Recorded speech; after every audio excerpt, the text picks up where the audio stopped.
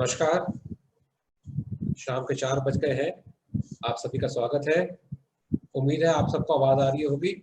अगर आ रही है जरा हाथ उठा दें अगर आवाज़ क्लियर है तो, क्योंकि म्यूट किया हुआ है मैंने सबको।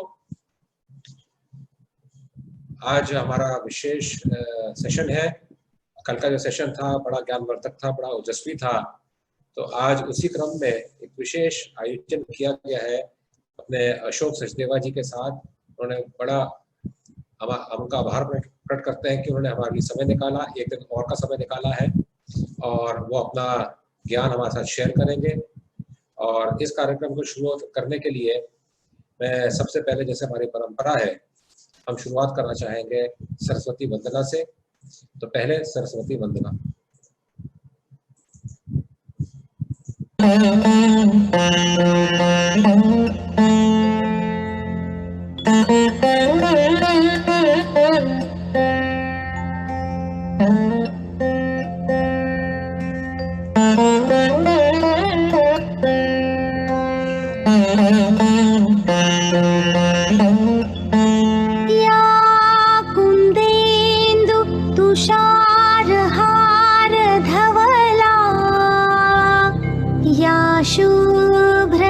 वस्त्रावृता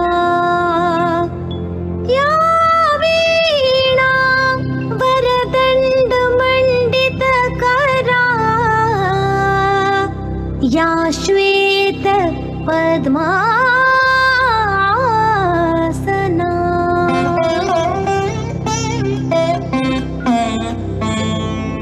या ब्रह्माच्युत शंकर प्रभृतिभिर्देवैः सदा वन्दिता सा मां पातु सरस्वती भगवती निःशेष जाड्यापहा।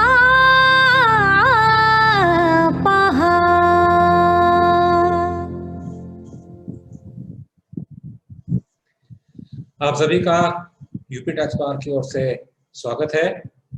आज का कार्यक्रम का आरंभ करने के लिए मैं निवेदन करूंगा उत्तर प्रदेश टैक्स बार के अध्यक्ष श्री अरविंद गुप्ता जी से कि वो आए और कार्यक्रम का शुभारंभ करें। अरविंद जी, आपका माइक शायद अनम्यूट नहीं हो रहा है। आप हाँ जी,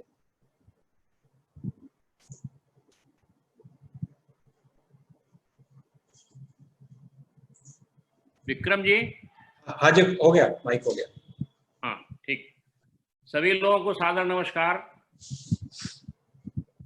साथियों, ये हमारे लिए बड़े ही गर्व का विषय है और बड़े ही सम्मान का विषय है कि आप सारे लोग, हम लोग एक विशेष सत्र में आज यहाँ एकत्रित हुए हैं। ये सचदेवा साहब की योग्यता है कि सारे लोगों की इच्छा थी कि सारे लोग एक बार पुनः उनके साथ जुड़े हैं, उनकी बात सुने। मैं हृदय से उनके प्रति आभार व्यक्त करता हूं। अपने मार्गदर्शक पूर्व अध्यक्षगण देव राय साहब, अशोक भैया, शिव कुमार अरोड़ा जी,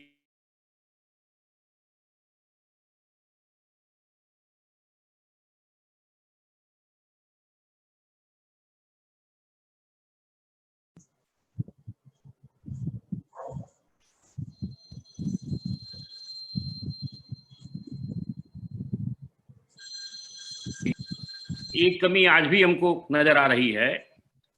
जूम ऐप के बारे में बहुत सारे लोगों के मन में अभी भी दुविधा है। हमें अपने साथियों को उनके इस दुविधा से मुक्त करना है। अभी व्हाट्सएप पर हमारे एक संदेश आया था प्रश्नोत्तरी के बारे में। साथियों, आप सारे लोगों को अपने जो प्रश्न हैं यूपी टैक्स बार एसोसिएशन की मेल आईडी पे डालना है।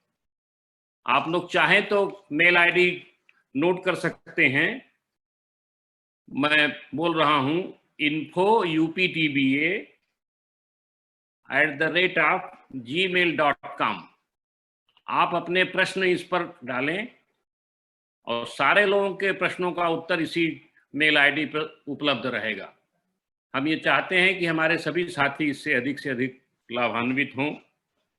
हमारे यूपी टैक्स बार को चावला जी ने यूट्यूब से भी जोड़ दिया है। यूट्यूब का जो हमारा चैनल है उसका नाम यूपी टैक्स बार है। अब आज हमारा 8वां सत्र है ये, लेकिन 5 तक के सारे विवरण जो है यूट्यूब पर अपलोड हो चुके हैं। मैं अपने सभी साथियों से एक आग्रह ये भी करूंगा कि प्रत्येक साथी हमारा कम से कम 5 साथियों को जोड़ेगा तो हमारी संख्या लक्ष्य से हमारी बहुत अधिक पहुंच जाएगी। बहुत खुशी होती है, हम देख रहे हैं कि हमारे बहुत सारे साथी 2 पीढ़ियों के साथ यहाँ पे उपस्थित हैं। पिता पुत्र 2-2 लोग यहाँ पर उपस्थित होते हैं तो देख करके हमें बहुत प्रसन्नता होती है। ये चावला जी की और आनंद जी की मेहनत का ये नतीजा है कि उन्होंने पूरे समाज को एक साथ जोड़ा है। आप सभी लोगों को विशेष रूप से सचदेवा जी के प्रति हमारा आभार है, धन्यवाद है। हम आग्रह करते हैं कि ये कार्यक्रम शुरू किया जाए। बहुत बहुत धन्यवाद। आभार। कार्यक्रम शुरू करिए।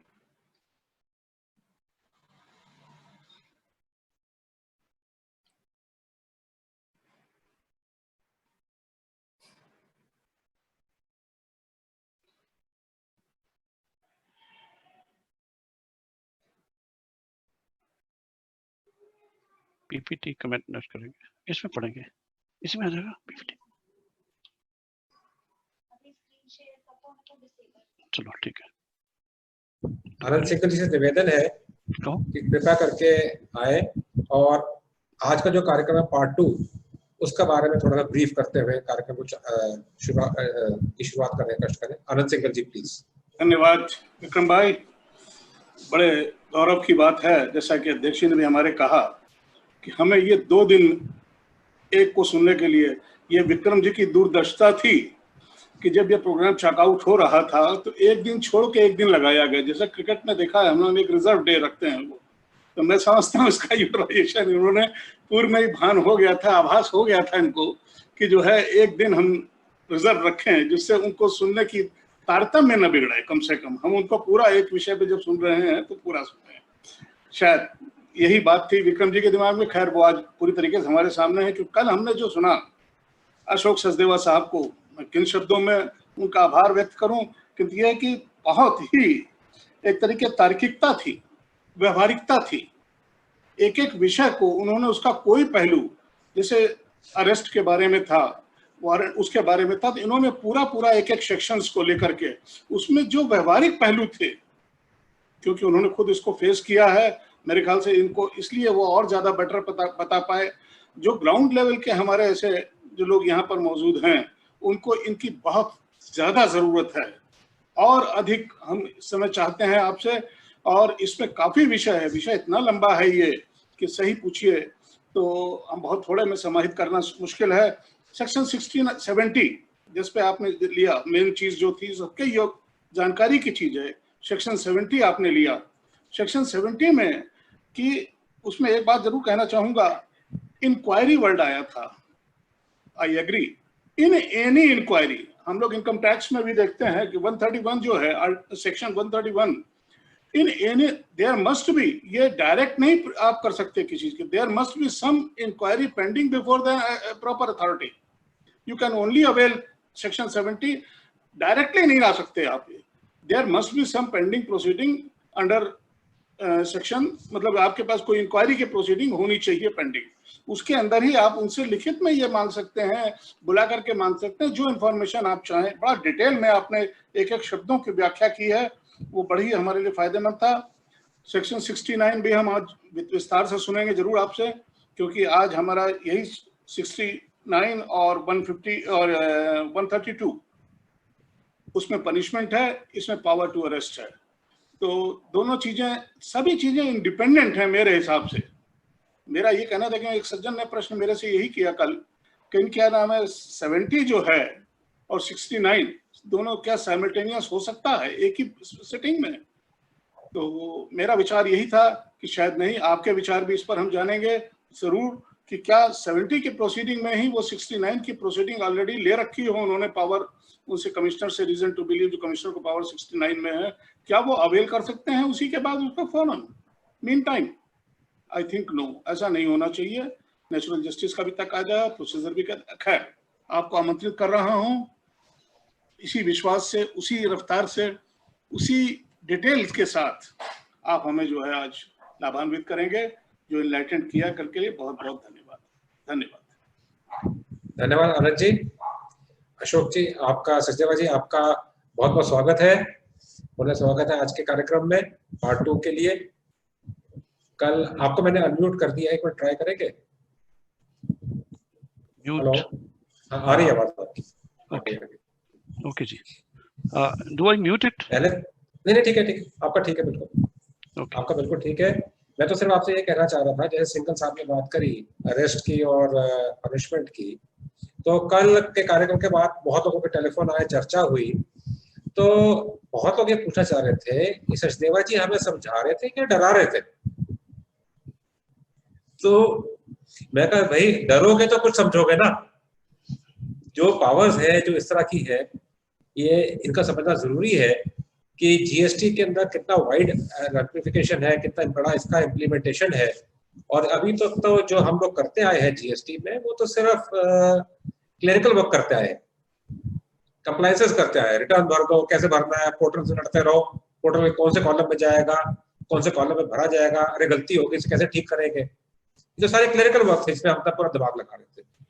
जो एक्चुअल प्रैक्टिस की बात है वो तो अब आने वाली है। इन नोटिस जब आएंगे, खतरनाक वाले जो नोटिस है जैसा आप कल बता रहे थे, कुछ तो डर हमें भी लगने लगा। तो इसी के संबंध में कल बड़ा अच्छा रहा, बहुत क्वेश्चंस आए। और इससे पहले मैं सचदेवा जी आपसे कहूँ कि आप स्टार्ट करें, मैं अपने जो हमारे साथ लोग जुड़े हुए हैं उनको पुनः याद दिला दूं। आप जो क्वेश्चंस हैं आज के वो आप नीचे चैट बॉक्स में डाल सकते हैं, और जो क्वेश्चन रह जाएंगे या अन्य सब्जेक्ट से संबंधित जो आपके क्वेश्चंस हैं वो आप जो है, जो हमारी ऑफिशियल ईमेल आईडी है आप उस पर डाल सकते हैं, उसको हम बाद में रिप्लाई करने की कोशिश करेंगे।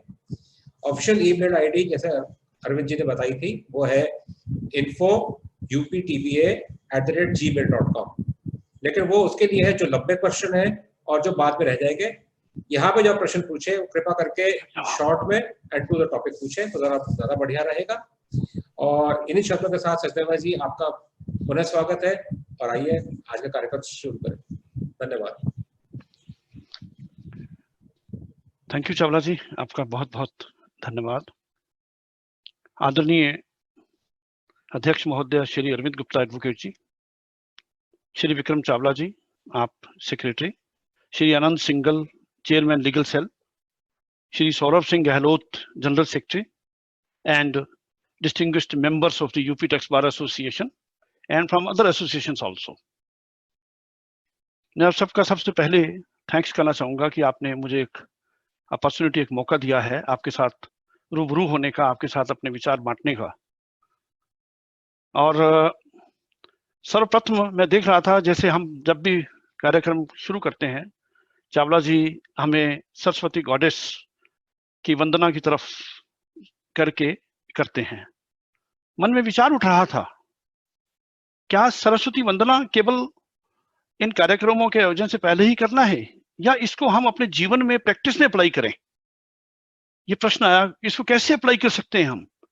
हाथ जोड़ देना, नमस्कार कर देना? मुझे ये समझ में आया कि जो हम जब अपने ऑफिस में आते हैं, अपने वर्क प्लेस पे आते हैं, बहुत बड़ी लाइब्रेरी, बुक्स रिकॉर्ड होते हैं, उन बुक्स के अंदर क्या है? माइंड लगा हुआ सबका, कई लोगों का। जैसे जजमेंट है, जजमेंट के अंदर एडवोकेट्स दोनों साइड के या जितनी साइड्स भी हैं उनका माइंड लगा है, माननीय न्यायाधीश महोदय जितने भी हैं उनका माइंड लगा है, उसके पीछे जो उनका स्टाफ रहता है, पैरालीगल स्टाफ रहता है, कोर्ट का स्टाफ रहता है, उनका भी उसमें कंट्रीब्यूशन रहता है, तब जाके वो एक जजमेंट तैयार होता है। जब हम ऑफिस में आते हैं तो हमारी जो बुक्स हैं उसको हम किस दृष्टिकोण से देखते हैं? क्या मात्र दिखाने के लिए या मन ही मन एक थैंक्स करने के लिए कि इन बुक्स से हमें प्राप्त होता है, इन रिकॉर्ड से हमें प्राप्त होता है, इससे हम ये हमारे काम की हैं। तो उनको अगर हम मनी मन एक मानसिक रूप से अगर धन्यवाद करें उस क्रिएटर का जिसने सृष्टि को रचा है, जो किताबें सबको, तो ये असली मायनों में हम सरस्वती वंदना को प्रैक्टिकल लाइफ में अप्लाई कर सकते हैं। ये मेरा एक छोटा सा सुझाव निकल के आया, इसको हम और आगे बढ़ा सकते हैं इस चिंतन को कि और हम कैसे करें। तो अब मैं आता हूं विषय वस्तु पे।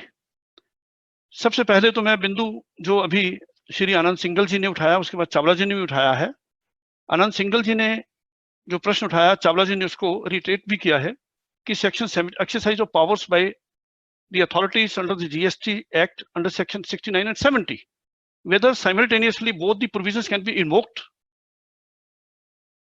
अब इसको पढ़ के मैं बताऊं, लंबी चर्चा हो जाएगी, वैसे मैं बता भी देता हूं ताकि हमें समझ भी आए। मैं खाली कह दूं नहीं हो सकता, तो उसके पीछे रीजन क्या वो भी हमें समझाना पड़ेगा अच्छे से। तो उसके लिए मैं आपकी परमिशन लेकर के 69 और 70 पढ़ता हूं। हाँ चला दें। मैं इस पे पीपीटी को आप 1 मिनट में आपका समय लूंगा। पीपीटी को मैं प्रेजेंटेशन को खोलता हूं जी। इसका सिविल क्रिमिनल एस्पेक्ट, चलिए नेक्स्ट सेक्शन 6 आगे। ये this is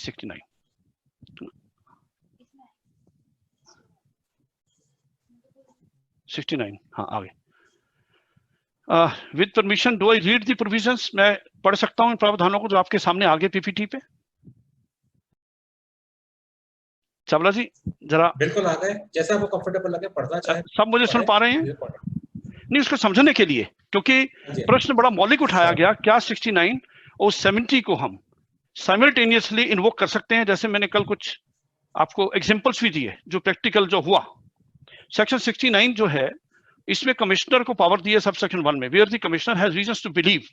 reasons to believe होना, existence of reason to believe होना मस्ट है। अगर नहीं है पूरा ऑर्डर उसका गलत हो जाएगा। That a person has committed any offence. Offence कौन कौन से हैं? स्पेसिफाइड इन क्लॉज ए और क्लॉज बी और क्लॉज सी और क्लॉज डी ऑफ सब section 1 of section 132 which is punishable under clause 1 to subsection 1 or subsection 2 of the said section. He may by order authorize any officer of central tax to arrest such person. तो ये commissioner को power दे रहा है किसी भी अपने subordinate officers को authorise करने का, अगर उसके पास ऐसे रीजंस हैं टू बिलीव कि इन क्लॉजेस का ऑफेंस हुआ है, वो जो कि पनिशेबल इन क्लॉजेस में है। अब मैं इसमें ये कहना चाहूंगा कि इसमें स्वयं प्रयत्न हमारे आते हैं। अब हर चीज को एक्सप्लेन नहीं किया जा सकता, हमें पढ़ना पड़ेगा वो क्लॉजेस क्या हैं, ऑफेंसेस डिफाइंड क्या है और पनिशेबल जो किया गया वो क्या है। तभी हम देख पाएंगे कि क्या कमिश्नर का ऑर्डर 69 में वैलिड है कि नहीं है। Now come to 70। इसमें कमिश्नर को पावर है। अब 70 में किसको पावर है? इस नेक्स्ट चलिए 70 शायद मैंने सेक्शन इसमें डिलीट कर दिया गलती से। मैं बुक से पढ़ देता हूं और आपके पास अगर बुक है तो आप उसको खोल सकते हैं। उम्मीद है कि आप सभी बुक्स आपके पास होंगी। नो है, खोल दो। चलो, सेक्शन 70 प्रॉपर ऑफिसर को पावर देता है। The proper officer under this section shall have power to summon any person whose attendance he considers necessary either to give evidence or produce any document or any other document in any other proceeding, inquiry, any proceeding. आनंद सिंघल जी का point बिल्कुल ठीक है, मैं उनकी बात से सहमत हूं। जो वो कह रहे थे कि इंक्वायरी का होना उस केस में सम्मन से पहले जरूरी है। अगर कोई इंक्वायरी पेंडिंग नहीं है तो सम्मन इश्यू नहीं कर सकते। अगर सम्मन इश्यू किया है तो विदाउट जुरिडिक्शन होगा। मैं उनकी बात से 100% सहमत हूं, क्योंकि इस पे बहुत सारे माननीय न्यायाधीशों ने, हाईकोर्ट के न्यायाधीशों ने, सुप्रीम कोर्ट ने ये बातें कह रखी है। 131 के कॉन्टेक्स्ट में एकदम स्पष्ट है। तो हमें ये देखना है। नाउ क्वेश्चन था सेक्शन 69 और 70, 69 और 70, क्या दोनों इन्वोक कर सकते हैं? सेक्शन 69 पावर दे रहा है कमिश्नर को अपने सबऑर्डिनेट को कि आप अरेस्ट कर सकते हैं अगर ये ऑफेंस है। 70 दे रहा है प्रॉपर ऑफिसर को किसी चीज को इन्वेस्टिगेशन करने में। इंक्वायरी, इन्वेस्टिगेशन, इंक्वायरी, क्योंकि शब्द है इंक्वायरी। इस पे भी कभी मौका मिला तो हम बात करेंगे कि इंक्वायरी इन्वेस्टिगेशन में क्या फर्क है। इंक्वायरी दो is not a defined expression under the GST act, but CrPC से हम इसको सहायता लेके जुडिशियल ओपिनियंस जो है डिसीजन को लेके हम देख भी सकते हैं कि इंक्वायरी क्या है। तो अब इसमें सवाल ये आ रहा है कि 69 और 70 जो 69 है वो अपने सबॉर्डिनेट को देगा। सबॉर्डिनेट कौन है? जुरिसडिक्शनल ऑफिसर, या उसके अलावा भी किसी को जोड़ सकता है, कमिश्नर को पावर है भाई ये भी टीम में जुड़ जाए, अरेस्ट करना है और ये करना है। लेकिन नॉर्मली क्या है, जो प्रैक्टिकेबल चीज है कि आप जुरिसडिक्शनल ऑफिसर को ही अथोराइज करते हैं कि आप इसको अरेस्ट करिए। इसका मतलब आप कमिश्नर को रिपोर्ट करेंगे पहले। कमिश्नर को अपने आप मालूम नहीं है कि आपने कोई ऑफेंस किया है। कमिश्नर को रिपोर्ट करने वाले सबॉर्डिनेट ही है वही जो सेक्शन 70 में समन दे रहे हैं। जब उन्होंने रिपोर्ट कर दिया और बना दिया कि ऑफेंस हो गया है, तो वो उसको अरेस्ट करने का ऑर्डर दे सकता है। लेकिन वही ऑफिसर अगर उसने सम्मन जो दे रहा है, इसका मतलब उसने इन्वेस्टिगेशन की, इंक्वायरी स्टार्ट ही नहीं की। सम्मन के बाद इंक्वायरी स्टार्ट होगी, पहले इनिशिएट कैसे होगी? मींस इंक्वायरी मींस के उसके पास कोई ऐसा मटेरियल है ये कहने के लिए कि इस पे हमें शक है, इस पे हमें डाउट है, तो सम्मन देगा तभी वो प्रक्रिया इनिशिएट होगी। तो अगर वो 70 का एक्सरसाइज कर रहा है तो वो इंडिपेंडेंटली एक्सरसाइज कर रहा है पावर वही ऑफिसर जिसको कमिश्नर ने अथॉराइज करना है। तो ये दोनों प्रोविजन इंडिपेंडेंट है, इंडिपेंडेंट स्फीयर में ऑपरेट करते हैं। They operate in separate field. दो अलग अलग फील्ड है। एक कि इंक्वायरी हो चुकी, इंक्वायरी के बाद आपको लगा, एडजुडिकेशन करने के बाद आपको पता लगा कि ये ऐसे ऐसे ऑफेंस किया है। आप पहले कैसे कह सकते कि ऑफेंस हो गया फर्स्ट स्टेज पे? एक हाईकोर्ट ने, माननीय न्यायाधीश है, शायद गुजरात हाईकोर्ट है, उन्होंने ये भी कहा है कि अरेस्ट करने से पहले एडजुडिकेशन इज ए मस्ट। अब एडजुडिकेशन है इन्वेस्टिगेशन के बाद, तो इसको इस एंगल से, इस कंटेक्स्ट से समझना पड़ेगा। 69 लास्ट रिसोर्ट, सुप्रीम कोर्ट ने भी कहा है this should be the last resort, not in a routine matter.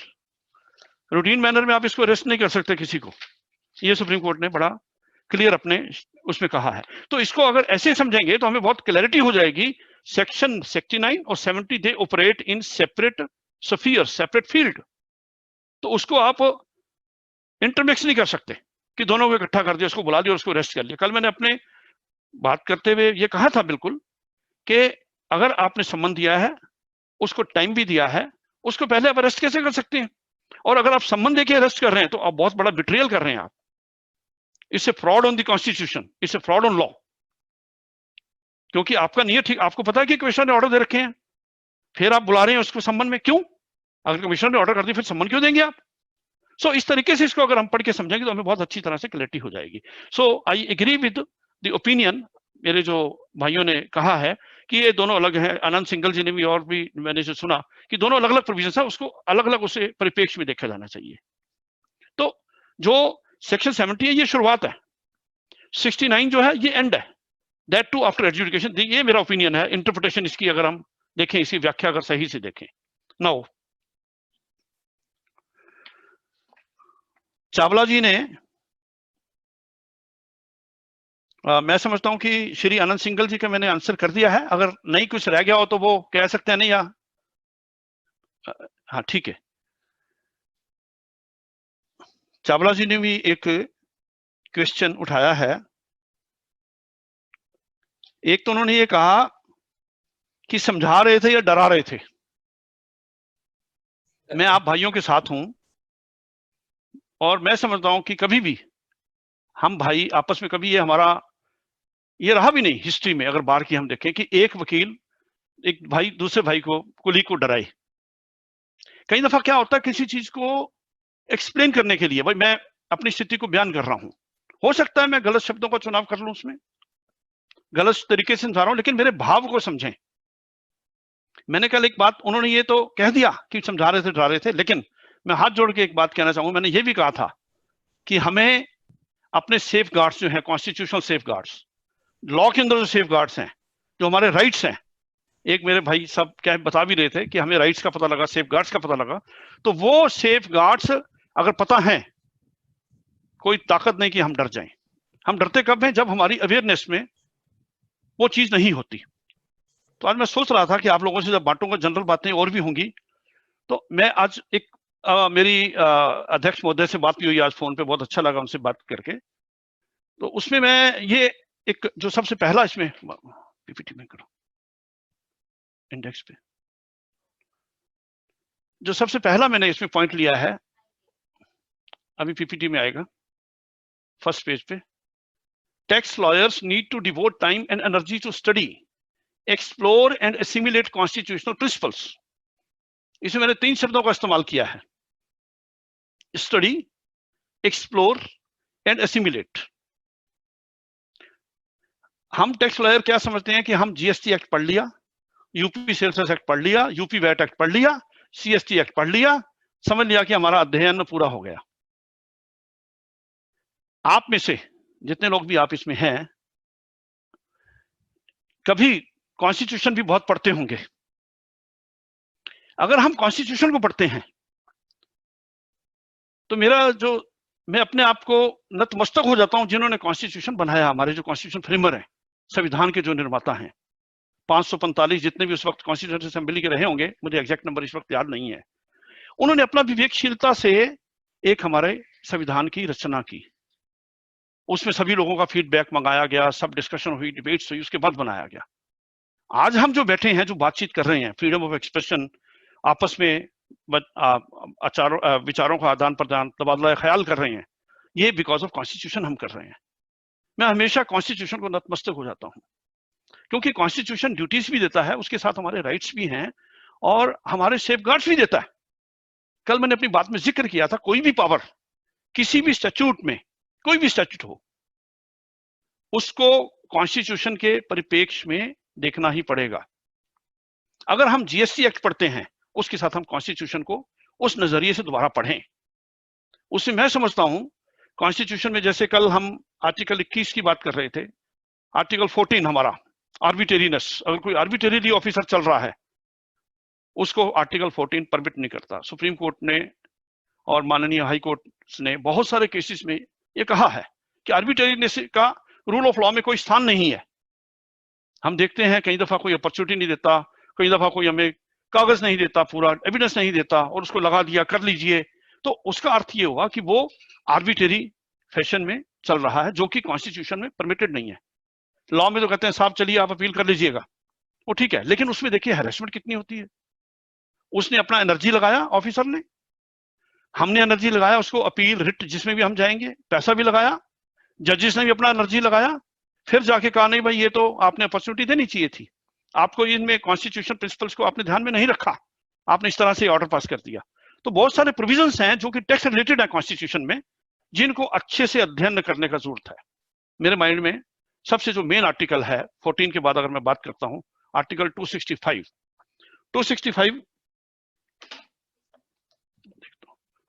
कहता है no tax shall be levied और कलेक्टेड, जिस पे हमारी माननीय अदालतें, सुप्रीम कोर्ट, सर्वोच्च न्यायालय और उच्च न्यायालय करते रहे हैं, लेकिन बहुत सारे केसेस में ये मुद्दा उठाया नहीं जाता। बहुत कम केसेस रहे हैं जिसपे 265 पे डिबेट हुआ। तो 265 में पढ़ देता हूं, शायद नहीं, चलिए मैं पढ़ देता हूं बुक से, आप सुन लेंगे। इसमें नहीं भी है तो मेरे पार्ट पे एक मिस्टेक है, बाद में आप इसको देख भी सकते हैं। तो आपकी परमिशन से मैं पढ़ना चाहूंगा, taxes not to be imposed save by authority of law. ये मैंडेट है कॉन्स्टिट्यूशन का पहले दिन से।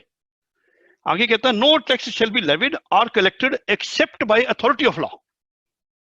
कोई भी टैक्स लेविड और कलेक्टेड, दो चीजें हैं इसमें। एक्सेप्ट, जब तक अथॉरिटी ऑफ लॉ नहीं होगा वो नहीं लेवी होगा या कलेक्ट होगा, अगर लेवी भी होगा तो कलेक्ट भी नहीं होगा। अब इसके बहुत सारे मायने हैं। पहली बात, हम जैसे इनपुट के कॉन्टेक्स्ट में बात कर रहे हैं, इसको इसी संदर्भ से देखते हैं, बाकी आगे बहुत बड़ा एक विषय हो जाता है। जो इनपुट टैक्स है, अगर कोई गलत तरीके से ऑफिसर उसको रिपुडिएशन का प्रपोजल कर रहा है, उसको रिजेक्ट करने का, डिनाई करने का प्रपोजल कर रहा है, लेकिन उसके पास एक ड्यू प्रोसेस ऑफ लॉ है फॉलो करने वाला, वो फॉलो करके ही कर सकता है। अब ड्यू प्रोसेस ऑफ लॉ में खाली स्टैट्यूट ही नहीं, कॉन्स्टिट्यूशन ही नहीं, जजेस के जो ओपिनियन है, जुडिशियल ओपिनियंस, डिसीजंस हैं, माननीय सर्वोच्च न्यायालय के, माननीय उच्च न्यायालय के, माननीय न्यायाधिकरण ट्राइब्यूनल्स के, बहुत सारे, उन डिसीजन में जो बातें कही गई हैं कि अथॉरिटीज को इनको पालन करके ही आगे बढ़ना है। और मोस्ट ऑफ द केसेस में हमने देखते हैं कि इसी पे होता है, भाई अपॉर्चुनिटी नहीं दी या स्पीकिंग ऑर्डर पास नहीं किया। और मैं कई दफा सोचता हूं कि ये बात तो माननीय सर्वोच्च न्यायालय ने 1956, 57, 58 के लगभग ये कह दी होगी। आज भी 50 साल के बाद principle of natural justice apply नहीं हुए, उसको करके स्ट्राइक डाउन करके वहां हो गया। तो उसको हमें समझना होगा। पहले दिन जब हम स्टार्ट करते हैं, कोई भी प्रोसीडिंग इनिशिएट करते हैं, हम उसमें अपीयर होते हैं, हमें ये कहना पड़ेगा कि हमें ये हमारा राइट है। हमें समझना पड़ेगा उस केस के कंटेक्स्ट में कहाँ कहाँ राइट का वायलेशन होने जा रहा है, उसको रोकना लॉयर का काम है। तो 265 no tax shall be levied और collected authority by authority of law. By authority of law क्या है कि ड्यू प्रोसेस ऑफ लॉ, एक तो उसमें एक्ट होना। सुप्रीम कोर्ट ने ये भी कह दिया कई केसेस में, मैंने इसमें कोर्ट्स में किया भी है, मैं बाद में आऊंगा अपने एक इंपॉर्टेंट जुडिशियल ऑब्जर्वेशन में, आपके सामने अभी आएगा। एग्जीक्यूटिव कैनॉट लेवी टैक्स, आप देख पा रहे हैं सभी आपके सामने जो जी आ रहा है, बिल्कुल आ रहा है। हाँ, द एग्जीक्यूटिव, सुप्रीम कोर्ट क्या कहती है Indian banks association, Devkala consultancy service and others में, the executive cannot levy tax. Executive means state, यहां लेजिस्लेचर की बात नहीं है। लेजिस्लेचर इज एम्पावर्ड, जो विधानसभा है उसको पावर है। एग्जीक्यूटिव कैनॉट लेवी टैक्स, ये कह रहे हैं कि जो टैक्स लेजिस्लेचर ने नहीं लगाया स्टैट्यूट के अंदर, उस टैक्स को एग्जीक्यूटिव इन्वेंट करके, मिस इंटरप्रिटेशन करके नहीं लगा सकता। It is for the said purpose, therefore cannot even take recourse to the process of interpretation of a statute.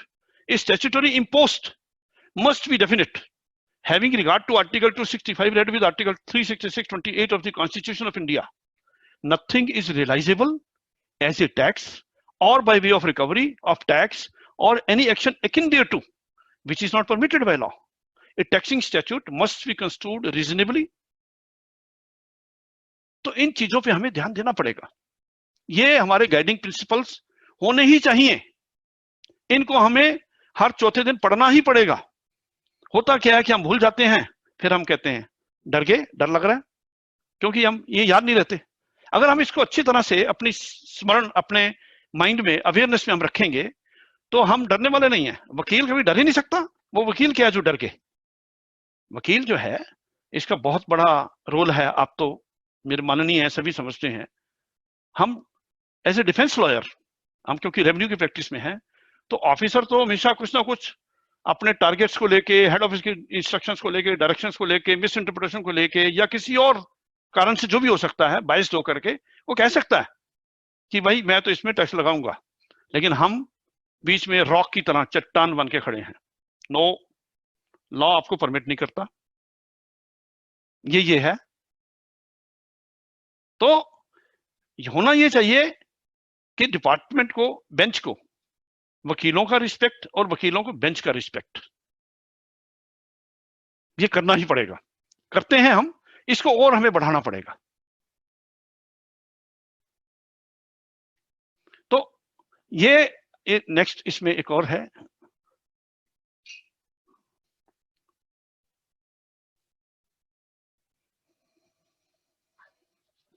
अब जैसे इंटरप्रिटेशन का है, हम लोग इंटरप्रिटेशन पे भी ध्यान, मैं समझता हूं कि तभी देते हैं जब कोई हमारे सामने केस आता है। मैंने एक आदत बनाई हुई है कि जब भी आपको समय मिले, मैं उस टॉपिक पे आ रहा हूं, स्टडी, एक्सप्लोर और वापस, कि उसको हम जरूर पढ़ें। हफ्ते में एक टाइम बना लें, वापस हो जाए। इससे सेकंड पॉइंट पे मैं आ रहा हूं, दोबारा मैं आपको ला रहा हूं क्योंकि हम बहुत आगे निकल गए। Tax lawyer need to devote time and energy to study, explore and assimilate constitutional principles. तो इससे पहले मैं आर्टिकल 265 पे था। अब 265 आर्टिकल के अलावा और भी बहुत सारे हमारे कॉन्स्टिट्यूशन के आर्टिकल हैं। अगर हम अरेस्ट की बात करते हैं, आर्टिकल 21, आर्टिकल 22 में जो उसका राइट है रिप्रेजेंटेशन का, अपनी चॉइस के लॉयर को कंसल्ट करने का, 21 में उन्होंने कहा है, सुप्रीम कोर्ट ने पढ़ा है। 22 में सॉरी प्रोटेक्शन है अरेस्ट के अगेंस्ट, 22 में protection against arrest and detention. तो 21-22 को भी हमें साथ पढ़ना पड़ेगा। सो मेरा मतलब ये है, मैंने इसमें क्यों लिखा, ये जो पॉइंट था पहला, कि जो हम लोग प्रैक्टिस कर रहे हैं उस प्रैक्टिस में वापस, हाँ, आज मेरी, जैसे मैंने आपसे जिक्र किया कि श्री अरविंद गुप्ता जी से जो बात हो रही थी कि हम लोग, कल भी मैंने बात कही थी कि हम लोग स्टडी की तरफ ध्यान देना कम कर गए थे। हमें स्टडी की तरफ ध्यान देना पड़ेगा। अब वो टाइम नहीं रहा कि हमने जनरल लॉ में जो प्रैक्टिस कर ली वो चल गई। मैनुअली था, ये कर वो जैसे मर्जी हो गया, नहीं हुआ, इतना ध्यान में नहीं आया, क्योंकि अब चीजें आईटी होने की वजह से, एप्लीकेशन होने से हर चीज उनके सामने आ रही है, रेवेन्यू के सामने। तो उसलिए उतना ही हमें अपना सजग, मुझे बहुत अच्छी बात लगी श्री अरविंद गुप्ता जी की, अध्यक्ष महोदय कह रहे थे कि 3 चीजों में हमें पारंगत स्किल्स डेवलप करनी होंगी। स्टडी, लॉ को स्टडी करना, आईटी को, तीसरी एक और भी बता रहे थे, मैं माइंड से स्किप कर गई गुप्ता जी। 3 चीजों को हमें एसिमुलेट करना होगा, मुझे याद आएगी तो मैं आपसे शेयर करूंगा, या अरविंद गुप्ता जी जब कहेंगे मैं उनको कहूंगा वो बता देंगे तीसरा कौन था, कौन सी थी। तो इसमें हमें टाइम निकालना पड़ेगा, और टाइम क्या है जो मैं अपने अनुभव से बता रहा हूं, आपको समय निश्चित करना पड़ेगा कि मैंने आधा घंटा या 1 घंटा इस विषय पे लगाना है। चैम्बर के अलावा जो मैं क्लाइंट्स को अटेंड करता हूं, जो मैं और काम करता हूं, और मैं कोर्ट में भी अपीयरेंस या बिफोर अथॉरिटीज अपीयर होता हूं, मैंने आधा घंटा 1 घंटा जो भी हम निकाल सकें अपना स्टडी पे लगाएं, स्टडी को और गहन करें। ये हमें जीएसटी में बहुत अच्छा सा इस्टेब्लिश कर देगा। अगर हम ये नहीं करेंगे, पुरानी ही हम उस पर चलते रहे, तो फिर ये आप लोगों का अपना वो हो सकता है कि हम क्या चूज, हम क्या करते हैं, चॉइस क्या है हमारी। तो प्रिंसिपल्स कॉन्स्टिट्यूशन के हमें पढ़ने पड़ेंगे, चाहे सेक्शन 70 है, चाहे सेक्शन 69 है, या दूसरे प्रोविजंस हैं। और इसके अलावा केस लॉ अपडेट करना अपने आप को। जब भी कोई केस लॉ, अब तो केस लॉ पहले जर्नल में आते थे, अब तो केस लॉ ट्विटर और उस पर ऑनलाइन आने लग गए हैं डेली, उसको स्टडी करना। अब दूसरा, केस लॉ जजमेंट की सही इंटरप्रिटेशन करने के टेक्निक को भी सीखना, उसमें से हम क्या डिराइव कर सकते हैं। मैं थोड़ा सा आपको एक्सपीरियंस बताता हूं। हमारे एक नैनीताल हाईकोर्ट में सीनियर एडवोकेट हैं हमारे कुलीग, तो उनसे मेरी बात हुई, मिस्टर जैन है, उन्होंने मुझे बताया, कहते भाई मैं सुबह 4 बजे उठ जाता हूं, पूरे 3:30 4 बजे के, तैयार होके मैं फाइलें ब्रीफ अपने सामने रख लेता हूं। वो 2-3 घंटे 4 घंटे में लगाता हूं उसको पढ़ने में, समझने में, जो मैंने आर्ग्यू करने होते हैं एडवांस में मैं उसको निकालता हूं, ताकि जब आप आर्ग्यू करें before the authority, before the court, जिसके सामने भी हमारा है प्रोफेशनल ऑब्लिगेशन, जो अपना जब निभाते हैं अपना फर्ज एज ए प्रोफेशनल, तो वो चीज माइंड में पूरा थॉरली होना चाहिए। अगर थॉरली उसको हम पढ़ के अपनाएंगे, कोई ताकत नहीं कि हम डर जाएं।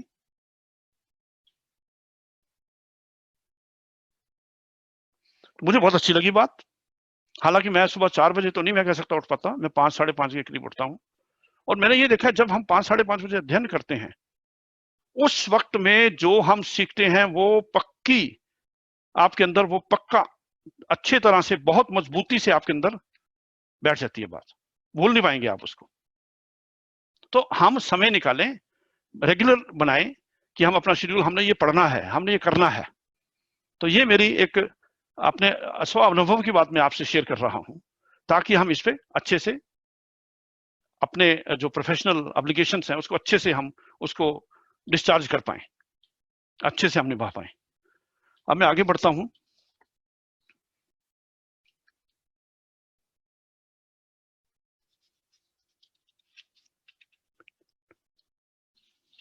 एक मिनट,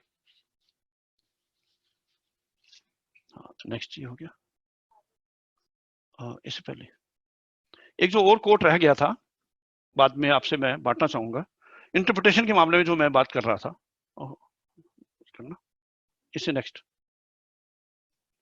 इससे नेक्स्ट।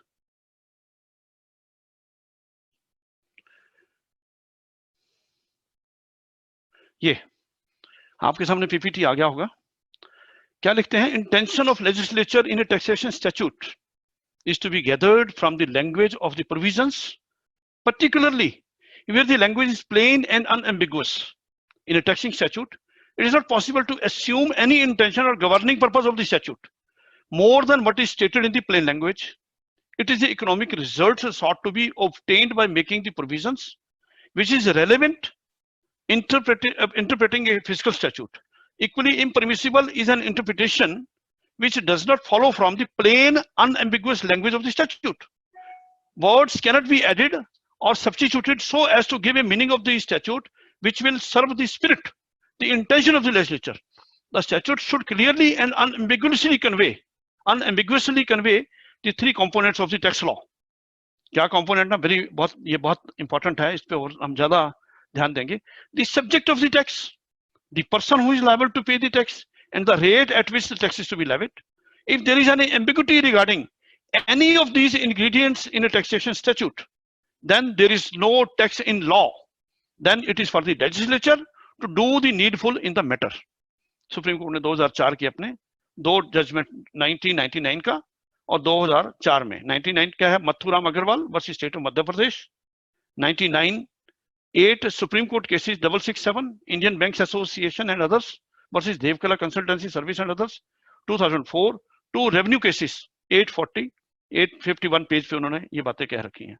तो कितनी अच्छी बातें हमें मिलती हैं, इसलिए पढ़ना, उसको पढ़ के एसिमिलेट करना, कॉन्स्टिट्यूशन का जो मैंने उसमें कहा है एसिमिलेट करना, एक्सप्लोरिंग, स्टडी तो है पढ़ लिया, एक्सप्लोर है उसको समझना. भाई कितना समझते हैं, जब हम पढ़ते हैं हमें हो सकता है उसका 100% समझ आता हो पहली बार, या हमें उसका 90% समझ आता हो, या हमें उसका 50% समझ आता हो. दोबारा पढ़ते हैं तो उसका एक नया अंतर्दृष्टि हमारे सामने उभर खड़ी होती है. तो इसलिए वो एक्सप्लोर, वो प्रोसेस है एक्सप्लोर करने का. एंड एसिमिलेट मीन्स प्रिंसिपल्स हमारे माइंड में आ जाने चाहिए कि इसके पीछे लॉजिक क्या है. लॉजिक यही है कि रीजनेबलनेस, लॉजिक है कि कॉन्स्टिट्यूशनल प्रिंसिपल्स हमारे जो इथोस हैं उसको हमने ध्यान में रख के चलना है. ये नहीं कि किसी ऑफिसर को कोई भी पावर दे दी है वो किसी भी तरीके से अपने मन माने ढंग से उसको इस्तेमाल करे, ऐसा नहीं है. उस पर बहुत सारी सेफ गार्ड्स रिस्ट्रिक्शंस हैं. वो सेफ गार्ड, वो रिस्ट्रिक्शंस हमें मिलेंगी कॉन्स्टिट्यूशन के प्रोविजंस में, वो हमें मिलेंगी जुडिशियल जजमेंट्स में, जुडिशियल डिसीजंस में. अब हम क्या करते हैं, हमारी एनर्जी कहां लगती है, उनके सर्कुलर पढ़ लिया, वो ठीक है सर्कुलर पढ़ लिया, उसी को इंटरप्रेट करके उसी पे लग जाएंगे.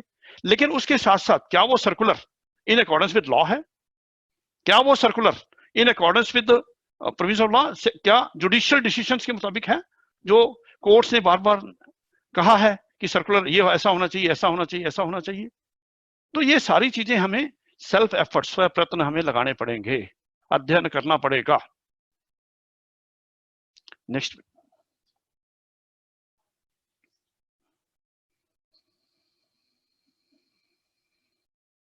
अभी हमारे भाई कह रहे थे कि पावर टू अरेस्ट के प्रोविजंस, पावर टू अरेस्ट में आर्टिकल 21 अनुच्छेद 21 जो है संविधान का, वो हमने कल पढ़ा.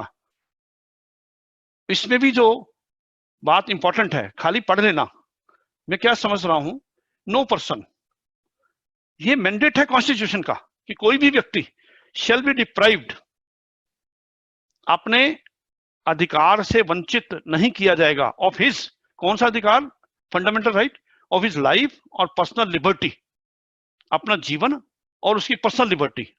अब इसको पढ़ने के लिए हमारे अभी जजमेंट आई थी राइट टू प्राइवेसी, जो कॉन्स्टिट्यूशन बेंच ने दी, जिसमें उन्होंने कुछ जजमेंट्स को ओवरऑल भी किया, उसको पढ़ने की जरूरत है. अब हम कहेंगे यार हम तो टेक्स्ट की प्रैक्टिस करते हैं, हम वो क्यों पढ़ें. हमारे एक सीनियर एडवोकेट थे, वो कहते थे कि जब आप टेक्स्ट की प्रैक्टिस करते हैं, उस प्रैक्टिस में अगर आप सिविल लॉ क्रिमिनल लॉ को ब्लेंडिंग करते हैं, हमने किताबें सिर्फ टेक्स्ट की लगा दी, सिविल टैक्स केसेस आ गया, यूपी टैक्स केसेस आ गया, एनटीएन आ गया, एसटीआई आ गया, हमने कभी दूसरी किताबें नहीं लाई. वो उन पुस्तकों को भी, उन जजमेंट्स को भी पढ़ने की जरूरत है. पर्सनल लिबर्टी क्या है, राइट टू लाइफ क्या है, इसके 21 की अगर आप जजमेंट पढ़ लेंगे सुप्रीम कोर्ट, माननीय सर्वोच्च न्यायालय की और हाई कोर्ट की जो फॉलो भी कर रखा है, और उसमें बहुत सारे उन्होंने 21 की जो विवेचना की है, बहुत गजब की विवेचना की है, राइट टू प्राइवेसी और बाकी सब में उन्होंने कहा है. मुझे याद आ रहा है एक इनकम टैक्स का रेड हुआ कहीं, मेरे बहुत नजदीकी अजीज भी दोस्त भी, उन्होंने मुझे कहा कि ऐसे करके, सॉरी सर्वे था, वो सर्वे में आई हुई है टीम, तो आप जरा मदद कर सकते हैं. मैं कोई बात नहीं, मैं पहुंच गया वहां पे. हमने क्या देखा सर्वे के अंदर, अब देखिए एक्सेसिस कहां होती हैं. एक इनकम टैक्स महोदय साहब, मैं कल भी आपसे सारा जिक्र किया था, इसके बारे में बात भी करूंगा, जो कल हमारी चर्चा हुई आज भी हुई. वो उस जो एसएससी था उसको सामने लेके कोने में उसके कुर्सी आगे रख के बैठ गए। मैंने देखा कि वो कहाँ गए, जिन्होंने मुझे फोन किया, देखा जी वो कहते वो तो उधर बैठे हैं, एक कोने में जाके उसके आगे कुर्सी रख के उसकी ग्रिलिंग कर रहे। मैंने कहा यार दिस इज नॉनसेंस, आप इस तरह से कैसे कर सकते हैं? ये जो आर्टिकल 21 है या और हमारे कॉन्स्टिट्यूशनल प्रोविजंस हैं, उसको बहुत सारे अख्तियारात हैं, उसको आप यूं कर रहे हैं।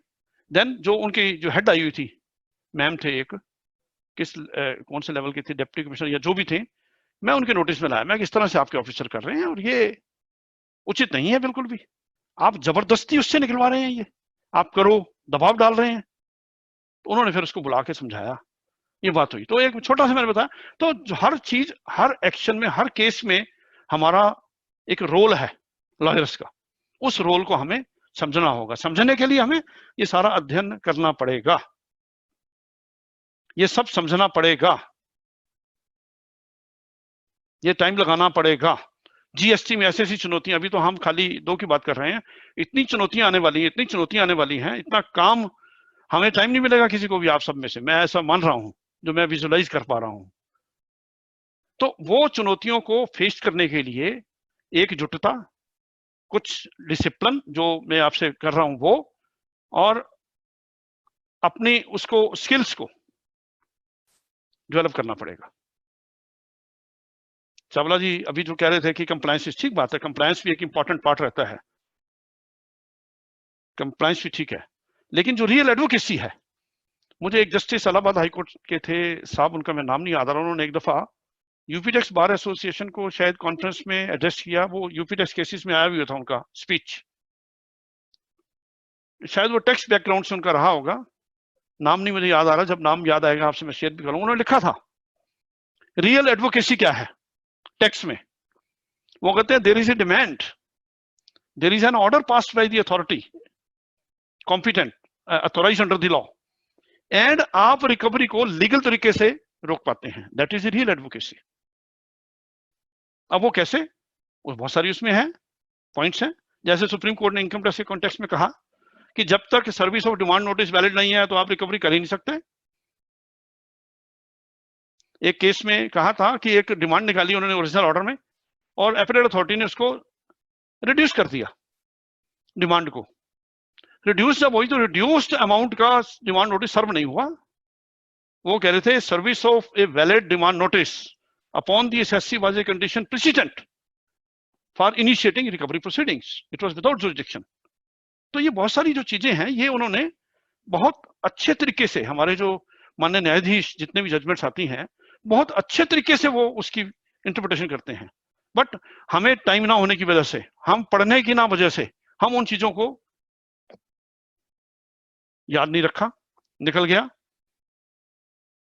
बहुत सारे केसेस मैंने देखा है कि वो डिमांड नोटिस ऑर्डर भी नहीं होता, जमा करवा देते हैं, जमा करवा दिया। अब जीएसटी में यही हो रहा है, करवाओ भी जमा, करवा दे भाई, नहीं तो तेरा ये लगा दूंगा, तेरा ये लगेगा, तेरा वो लगेगा। तो उस पर हमें सोचने की जरूरत है, बहुत कुछ उस पर आगे हमें, कि कैसे हम उसको डिफेंड कैसे कर सकते हैं, जो कि हमारा फंडामेंटल राइट है। मैं परमिशन से पानी जरा 1 मिनट लूंगा, अंतराल।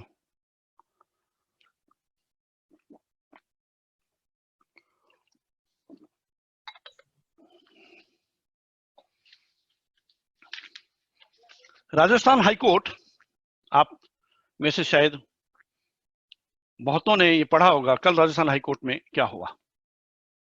चावला जी जरा पूछेंगे कितने लोगों को मालूम है राजस्थान हाईकोर्ट का, जो कितने सदस्यों को मालूम है।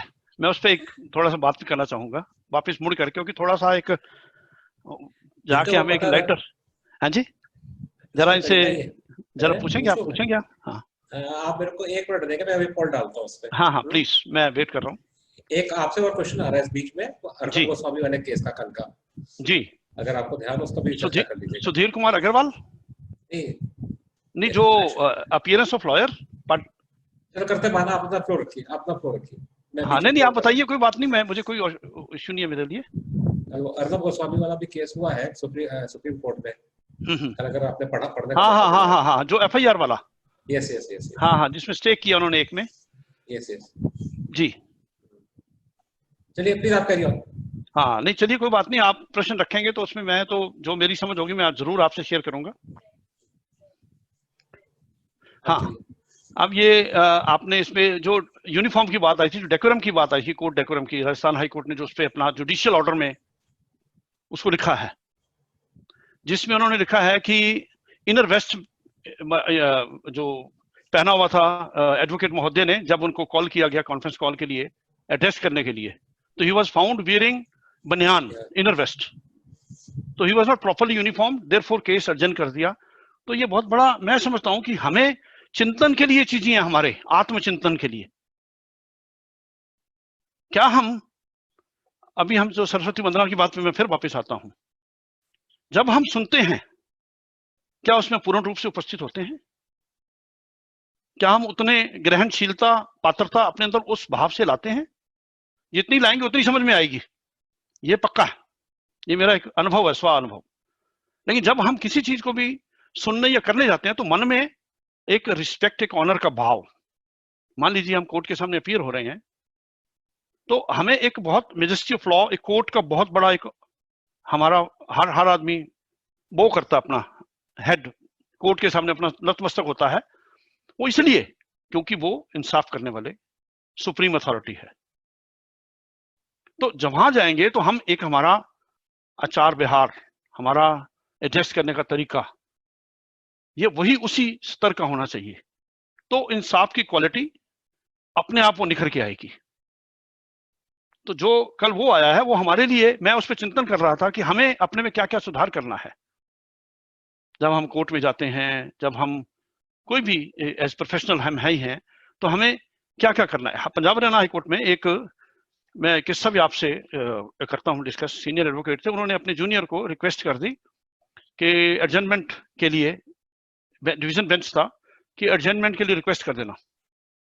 जूनियर वहां जाके रिक्वेस्ट कर दी उन्होंने, भाई सीनियर हमारे बिजी हैं, आ नहीं पाए, तो इसमें रिक्वेस्ट है for adjournment, your lordships kindly may kindly adjourn the case, ये रिक्वेस्ट थी। जजेस डिक्लाइन कर दिया उन्होंने request, no we will decide this case today, you call your senior first. Junior और उनको कह दिया कि आप फोन करके उनको कह दीजिए कि विल हियर इट, 1 घंटे का या 2 घंटे का समय दे दिया उसमें, हम इस केस को पास ओवर कर रहे हैं, आप उनको बुलाइए। उन्होंने फोन किया, तो जब उन्होंने फोन किया तो वो एडवोकेट जो थे महोदय तुरंत आ गए, ही वॉज वियरिंग कुर्ता पजामा। जब वो आए, माय लॉर्ड्स, जजेस का रिएक्शन क्या था, we don't recognise you,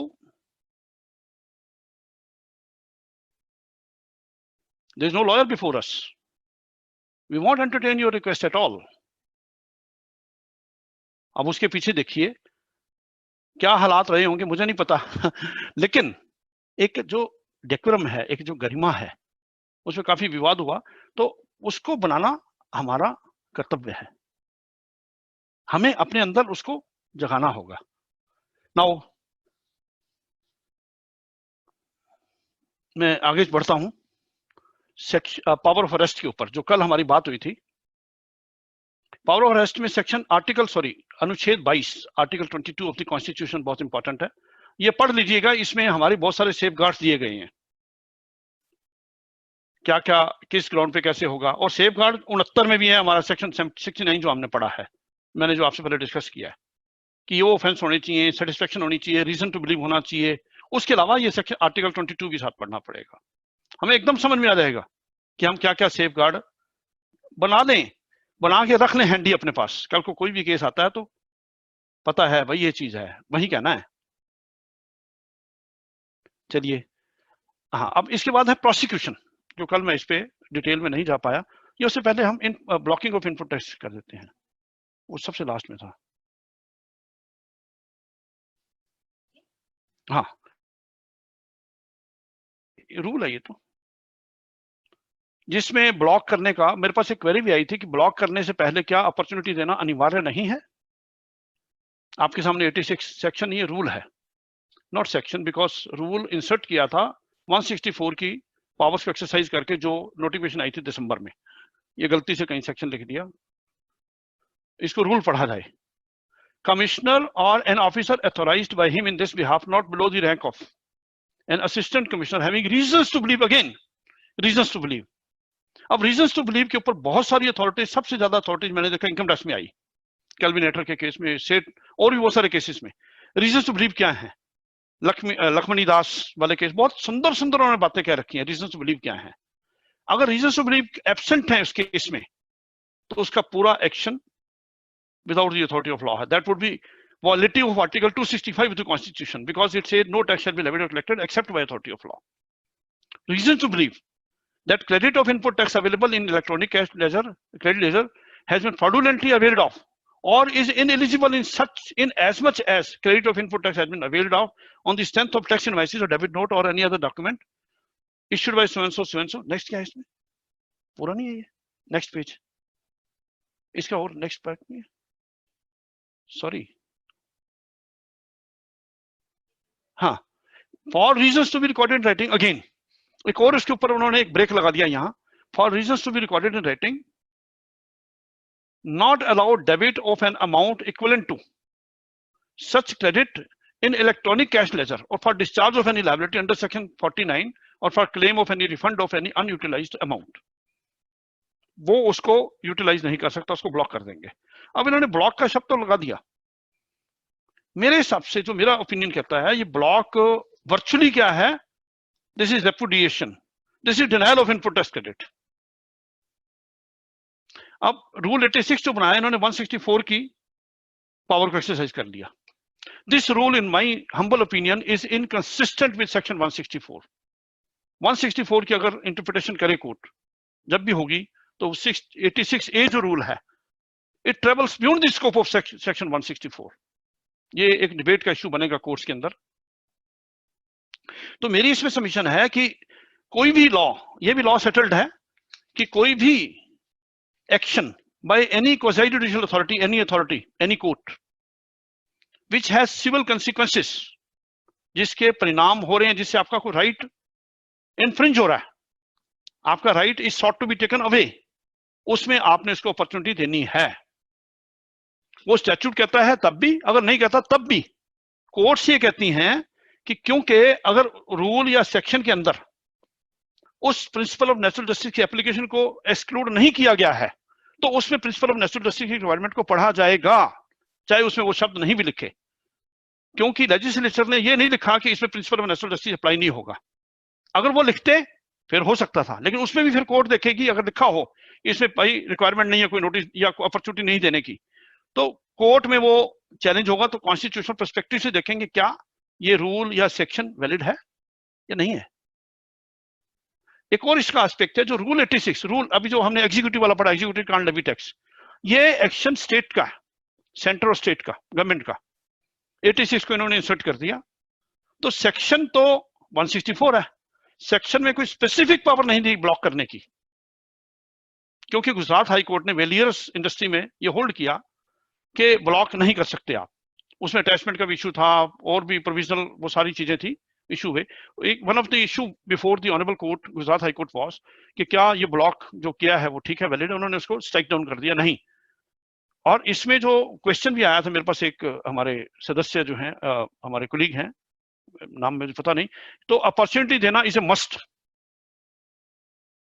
Chawla जी ने बहुत एक सुंदर क्वेश्चन रेज किया था अपनी टॉक में, जो Gujarat high court Gujarat state के जो बार एसोसिएशन और एसोसिएशन से जुड़े थे। उन्होंने कहा था कि सेक्शन 50 का कॉरस्पॉन्डिंग रूल नहीं है। मैं उसी एनालॉजी पे इस रूल का कॉरस्पॉन्डिंग पेरेंटल जो एक्ट इन्वोक किया है, पेरेंट जो सेक्शन है 164, वो पावर नहीं देता इस तरह का रूल बनाने की। तो इनकंसिस्टेंसी है, कंफ्लिक्ट है। In case of a conflict between rule and section, law interpretation courts क्या करती हैं कि प्रोविजंस ऑफ जो सब्सटेंटिव लॉ हैं वो will give way to rule, rule को वहां रीड डाउन कर दिया जाएगा, या स्ट्राइक डाउन कर देगी कोर्ट, या कहेंगे रीड डाउन करो ये वैलिड नहीं है, सबऑर्डिनेट लेजिस्लेशन के प्रिंसिपल में आता। तो ये भी बहुत पढ़ने की चीज है। आई थिंक मैंने इस पे आंसर कर दिया है जी चावला जी। हाँ जी, हाँ जी, प्लीज करिए और। हाँ, तो ब्लॉकिंग वाला क्लियर हो गया। इस पे जो बाकी आपके जो प्रश्न भी आ रहे हैं, अरविंद गुप्ता जी ने कह दिया है कि प्रश्न आप भेजिएगा मेल पे, तो हम आंसर, मैं उस पर आंसर कर दूंगा। 2-3 मेरे माइंड में प्रश्न है, उसमें उत्तर भी करता हूँ। अब मैं 132 पे आता हूँ। 132 और सॉरी 132 तो हमने कल कुछ पढ़ा था शायद नहीं। 132 सब सेक्शन 1 दोबारा पढ़ देते हैं। Clause B, issues any invoice or bill without supply of goods, services, or both in violation of the provisions of the act or rules made thereunder leading to wrongful availment of utilization of input tax credit or refund of tax, ये offence is punishable 132 में define कर दिया इन्होंने। Basically जो हमारा विषय वस्तु है वो यही है कि आईटीसी का रिवर्सल, आईटीसी का डिनायल, आईटीसी का रिपुडिएशन, उसका रिजेक्शन। तो 132 में ये क्लॉज इंपॉर्टेंट है।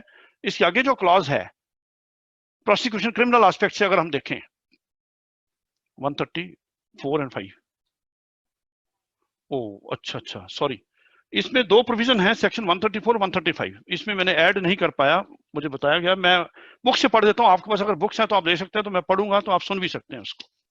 प्रोसिक्यूशन, मैं अपॉलॉजी कि मैं इसमें ऐड नहीं कर पाया इसको।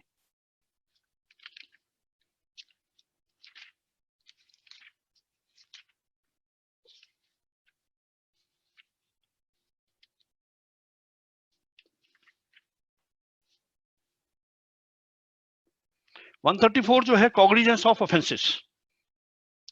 हमने जो पहले टैक्स की प्रैक्टिस में इनकम टैक्स में प्रोसिक्यूशन के प्रोविजंस रहे हैं, और आप में से बहुत सारे मेरे कोलीग्स ऐसे भी रहे होंगे जिन्होंने इनकम टैक्स में प्रोसिक्यूशन के केसेस को भी हैंडल किया होगा, लेकिन बहुत ज्यादा देखने में नहीं आए प्रोसिक्यूशन के केसेस कि इनकम टैक्स में बहुत सारे प्रोसिक्यूशन के केसेस होते हों। इसमें हमें समझने की ये जरूरत है।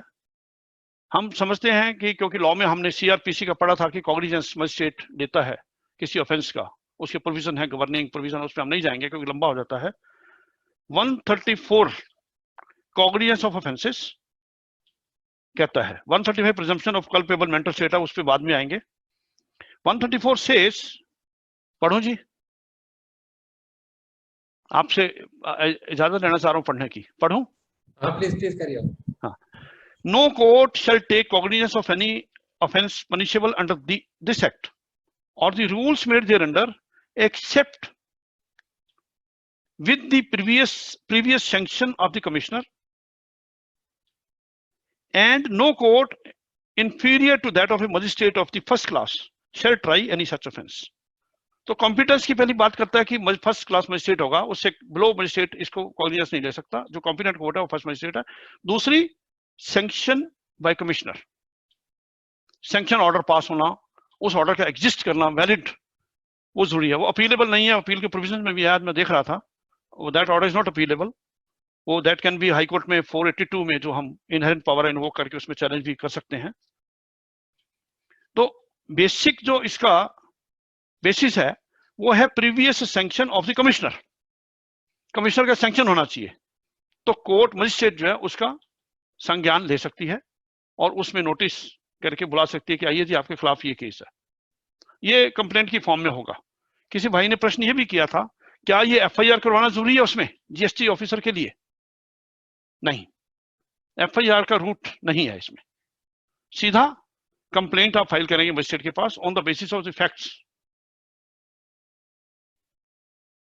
अब जो 69-70 हम पढ़ रहे थे, मैं उस पर दोबारा आता हूं इसी कॉन्टेक्स्ट में।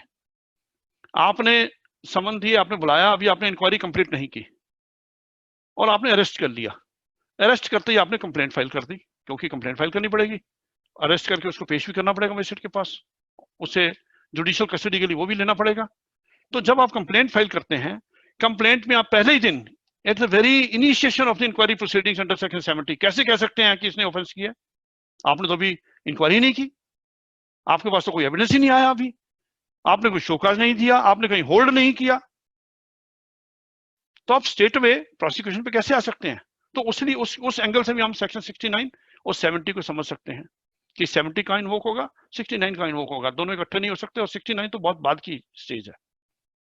क्रमवार देखें तो सेक्शन 69 पहले आता है, 70 बाद में है, लेकिन 70 को पहले इन्वोक करना पड़ेगा अगर आपके पास कुछ ऐसा मटेरियल है। इंक्वायरी कोई आपकी, जैसे आनंद गुप्ता जी ने बताया कि इंक्वायरी का पेंडिंग होना, और ये इस बात को जो आनंद गुप्ता जी कह रहे थे, ऑर्डर 5 और 7 है, जो ऑर्डर 5 सीपीसी का, वो भी यही कहता है, इफ इन एनी सूट, जो कोर्ट सिविल कोर्ट को जो पावर है, इन एनी सूट, उसकी पेंडेंसी के दौरान वो चाहे तो कोर्ट और डिस्कवरी ऑफ एनी फैक्ट और वो कर सकती है। तो उसी तरह से इंक्वायरी को हम पढ़ेंगे कि इंक्वायरी की पेंडेंसी होना जरूरी है, अगर नहीं है तो वो नहीं हो सकता। तो ये तो हुआ कॉग्निजेंस ऑफ ऑफेंस का। प्रोसिक्यूशन में कंप्लेंट होगी, कंप्लेंट के बाद फिर आगे जो प्रोसेस चलता है वो सीआरपीसी में जाना पड़ेगा, वो बहुत आगे, कभी और मौका मिला तो आपसे फिर वो उस पर बात करेंगे। अब जो सेक्शन 135 है जिसमें है presumption of culpable mental state, कल मैंने अपनी चर्चा में आपसे बांटा presumption of innocence, a person is presumed to be innocent unless proved guilty by a competent court. लेकिन लेजिस्लेचर को पावर है जहां पे वो प्रिजम्पशन, स्टैट्यूटरी प्रिजम्पशन रेज करने की, जैसे सोडी ट्रांसपोर्ट कंपनी के केस में सुप्रीम कोर्ट ने, यूपी का जो बहती के केस में आप सभी पढ़ा होगा आपने बहुत अच्छे से, जजमेंट आई थी जो सोडी ट्रांसपोर्ट कंपनी, जिसमें उन्होंने कहा था कि प्रिजम्पशन, भाई अगर वहां नहीं दिया तो ये माना जाएगा कि उसने गुड्स बेच दिए, उसकी असेसमेंट होगी, उसको डीलर मान लिया जाएगा। सुप्रीम कोर्ट ने कहा नहीं, ये शेल जो है वो डायरेक्टरी, उसको आप में पढ़ेंगे, लेकिन सब्जेक्ट टू रिबटल है, प्रिजम्पशन कोई भी है तो उसमें वो भी है प्रिजम्पशन का। उन्होंने सीपीसी में भी उन्होंने कहा था कि प्रिजम्पशन क्या क्या है, एविडेंस एक्ट का भी हवाला दिया था, वो भी हमें पढ़ने की जरूरत है इसके कंटेक्स्ट में, उस जजमेंट को भी और उन प्रोविजंस को भी जिसमें माननीय न्यायाधीशों ने, सुप्रीम कोर्ट के न्यायाधीशों ने अपनी बात कही थी। तो इसमें जो निकल के आ रहा है प्रिजम्पशन 135 में क्या कह रहे हैं, कल्पेबल मेंटल स्टेट, उसकी जो मेंटल स्टेट है, जो एक्यूज्ड है, ये क्या कहता है, in any prosecution for an offense under this act which requires a culpable mental state on the part of the accused, the court shall presume the existence of such mental state, but it shall be a defense for the accused to prove the fact that he had no such mental state। ये burden shift कर दिया, इस burden को उन्होंने shift कर दिया, तो ये भी पढ़ने वाली है, अच्छी चीज है इसके बेसिस पे। यस पे हाँ, ये मैंने प्रेजेंटेशन में भी ये सेक्शन 135 प्रिजम्पशन का जिक्र किया हुआ है, in any prosecution for an offence under this act which requires. तो ये सारा हमें फिर अगेन बात आती है स्वयं प्रयत्न की, हमें सेल्फ एफर्ट्स, स्वयं प्रयत्न करने पड़ेंगे, ये खुद करने पड़ेंगे, ये खुद ढूंढने पड़ेंगे। मेरे अकेले के या किसी और के समझाने से एक मिल जाता है क्लू कि हमने इसको कैसे डेवलप करना है, तो डेवलप करना हमारा स्वयं प्रयत्न पे निर्भर करेगा। तो ये भी हो गया। इसके अलावा जो है नेक्स्ट हो रहा है, लास्ट है, टाइम क्या हो गया, एक क्वेश्चन मेरे पास आया था इसमें यूपी का 5-8, 1 घंटा हो गया। एक क्वेश्चन आया था कि यूपी टैक्स में एक प्रोविजन था कि अगर डिफॉल्ट है उसका तो बायर का इनपुट, ऐसा कुछ क्वेश्चन था। वो प्रिंसिपल मैंने कल डिस्कस कर दिए थे, और अराइज इंडिया के केस में दिल्ली हाई कोर्ट में सेक्शन 9 को चुनौती दी गई थी। सेक्शन 9 का क्लॉज 2 जी सब सेक्शन 2 इस तरह से था, जिसमें उन्होंने कहा था कि अगर सेलर उस पर डिपॉजिट नहीं करता तो लायबिलिटी उसकी है। तो माननीय दिल्ली हाई कोर्ट ने और सुप्रीम कोर्ट में एसएलपी उसकी डिसमिस होगी बात में, ये होल्ड किया था। हालांकि बॉम्बे हाई कोर्ट ने किसी केस में कुछ और कह दी थी बात, लेकिन दिल्ली हाई कोर्ट ने कहा कि नहीं, अगर उसका डिफॉल्ट है, अगर this is the only case of the revenue कि उन्होंने टैक्स जमा नहीं करवाया, उन्होंने डिफॉल्ट किया, रिटर्न फाइल नहीं की, कंप्लायंस नहीं की सप्लायर के पार्ट पे, तो उस केस में आप वो बायर को दंडित नहीं कर सकते, उसका जो इनपुट क्या है वो नहीं कर सकते। उन्होंने उसमें रीडिंग डाउन का एक प्रिंसिपल अप्लाई किया था कि इस प्रोविजन को रीड डाउन किया जाएगा, इस तक, यहां तक स्ट्राइक डाउन ना करके रीडिंग डाउन का भी एक प्रिंसिपल है जिसपे वो करते हैं कि अगर सेलर का फॉल्ट है, डिफॉल्ट है, उसके पार्ट पे कोई कमी है, कोई वॉल्यूशन है, उसके लिए आप ये जो प्रोविजन कह रहे हैं कि बायर पे जाएंगे, तो आप बायर पे नहीं जाएंगे। तो जज मेड लॉ है ये। तो कोर्ट ने वहां उनको रिस्ट्रेन कर दिया था कि आप इस तरह से नहीं करेंगे, आप इसको प्रोविजन को ऐसे पढ़ेंगे।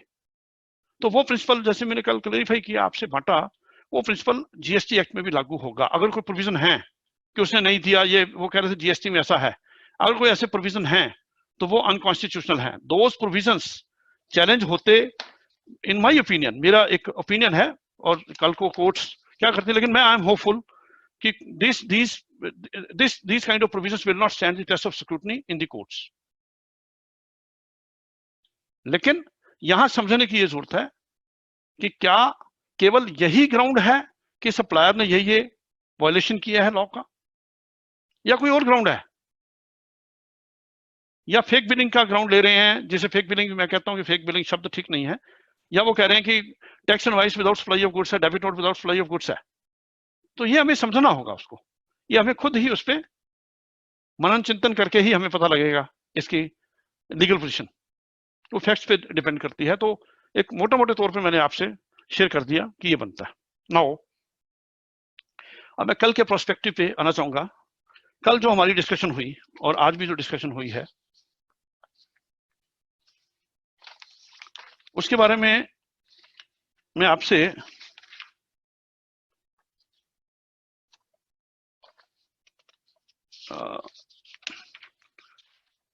अरेस्ट के बारे में मैं दोबारा फिर एक उस पर वापस आता हूं। उसके आगे बढ़ने से पहले अरेस्ट के बारे में बहुत सारे सुप्रीम कोर्ट के केसेस है। डीके बासु वाला मेन इंपॉर्टेंट है, DK Basu versus state of Bengal. उसके बाद Joginder Kumar versus state of UP, Nilabati Behera state of Orissa, Shyam Sundar Trivedi and others, जिसमें उन्होंने गाइडलाइंस लेट डाउन की हुई है अरेस्ट के बारे में। ये पढ़ लीजिएगा, इसमें बहुत कुछ कह रखा है, आर्टिकल 22 के ऊपर, 21 के ऊपर, तो ये पढ़ना जरूरी। अगर इसको यहां पढ़ेंगे तो पॉसिबल नहीं हो पाएगा। सबसे पहले मैं एक आपसे माफी चाहूंगा, कल एक मैं जजमेंट का जिक्र कर रहा था जिसमें क्वेरी भी आई है एक हमारे एक दो सदस्यों, ऑनरेबल मेंबर्स, ऑनरेबल कलीग्स की हमारे, कि अब लॉयर का रोल कल मैंने डिस्कस किया था डिटेल में। सेक्शन 70 में अपीयरेंस परमिसिबल है या नहीं है, मैंने उसमें जवाब दिया था कहां कहां स्कोप है, बहुत बड़ा स्कोप है। उस पे हम उसको अगर हमने कल अच्छे से सुना है तो हमारा प्रश्न आना ही नहीं चाहिए वो वाला। उस कॉन्टेक्स्ट में मैंने एक मद्रास हाई कोर्ट का जिक्र किया था, लेकिन वो मैंने बाद में चावला जी को क्लैरिफाई कर दिया था कि वो गलती से मद्रास हाई कोर्ट कहा गया, वो दिल्ली हाई कोर्ट है। सुधीर कुमार अग्रवाल, मैंने जजमेंट भी कल चावला साहब से शेयर कर दी थी उसके बाद, जिसमें उन्होंने ये कहा कि कॉल, मैं पढ़ भी देता हूं अगर आप कहें।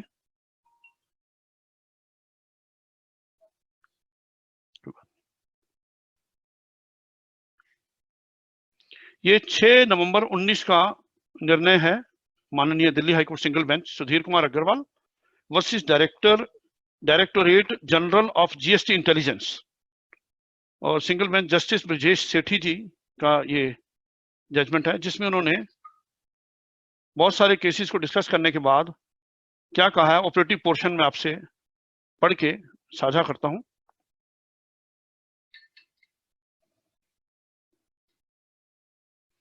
Perusal of the above case law, paragraph 21 of the judgment, जो मैंने चावला जी से मैंने कल भेज दी थी, reveal that presence of a lawyer cannot be allowed at the time of examination of a person under the customs office. The petitioner in the present case has been summoned by the officer of the under GST Act, who are not police officers, ये कल बात मैंने आपसे बांटी थी, and who have been conferred with the power to summon any person whose attendance they consider necessary to give evidence or to produce or a document. The presence of the lawyer therefore is not required during the examination of the petitioner as per the law laid down by Honorable Supreme Court in Phul Pandit's case.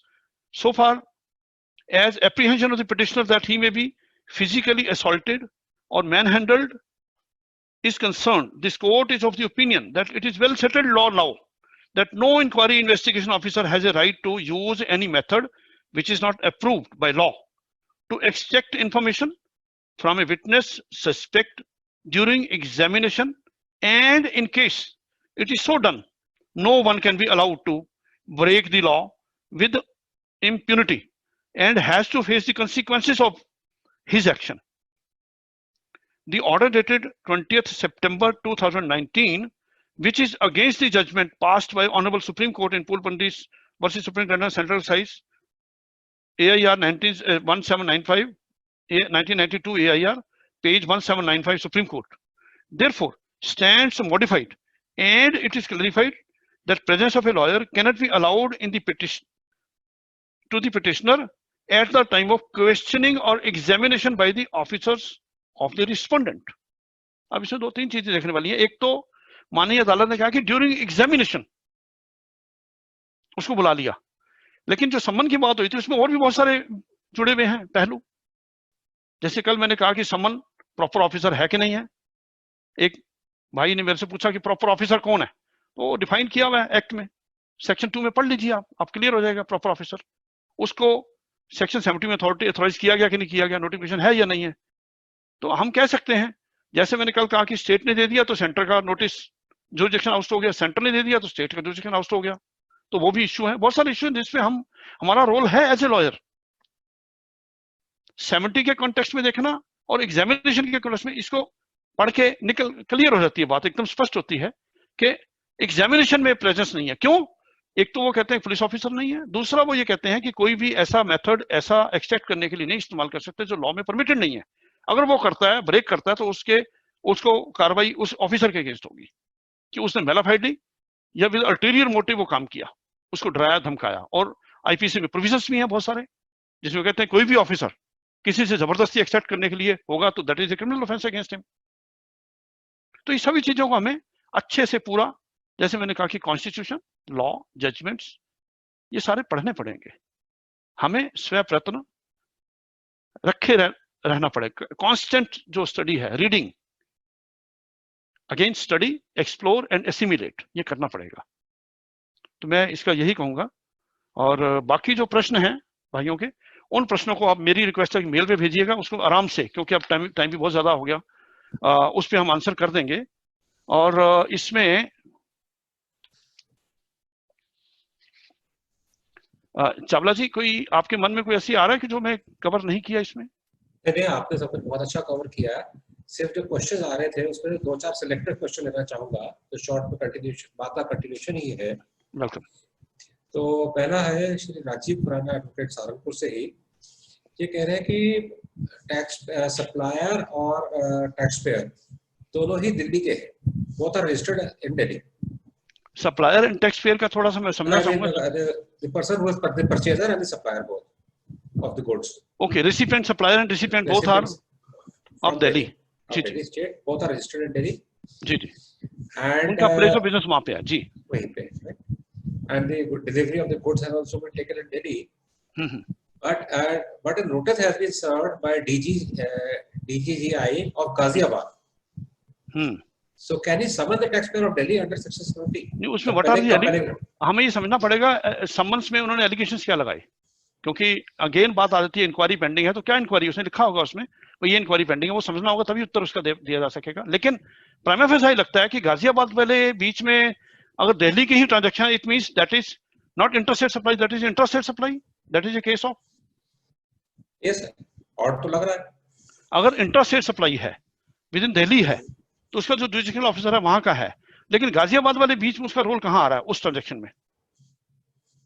वो उस पे कैसे जा रहे हैं? वो overstep कर रहे हैं अपने जुडिक्शन को, ही इज एक्सीडिंग हिज जुडिक्शन। तो उसको राजीव को ले लेता हूं बीच में, थोड़ा सा क्लैरिफाई करेंगे। हाँ। राजीव जी, आपका माइक मैंने अनम्यूट किया है।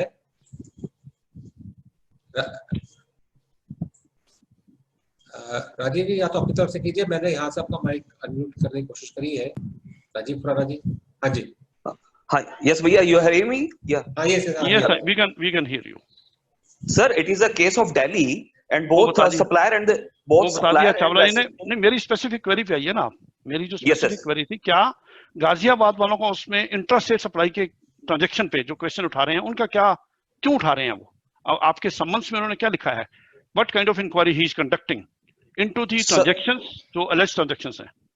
नहीं sir, they mentioned in the notice under section 70, can during the course of any inquiry, during the course of the inquiry, they are required some sort of documents and rectifications, clarification from the recipient who is situated in the Delhi Bhagirath Palace. नहीं तो वो दिल्ली वाले को कैसे बुला सकता है? उसका जुडिक्शन नहीं है इंटेलिजेंस गाजियाबाद का। Sir that's is a cause of action. Okay, ये देखना पड़ेगा कि इंटेलिजेंस जो वाले हैं क्या उनके एरिया में दिल्ली भी आता है नहीं आता, देखना पड़ेगा कौन से इंटेलिजेंस वाले हैं, उनकी नोटिफिकेशन में उनको कौन सा एरिया दिया हुआ है। But sir, it's a common sense, Delhi is a complete state itself and वही में उनका जुडिशियल ऑफिसर वहां पे है ऑलरेडी, तो वो जुडिशियल ऑफिसर एग्जामिन कर सकता है।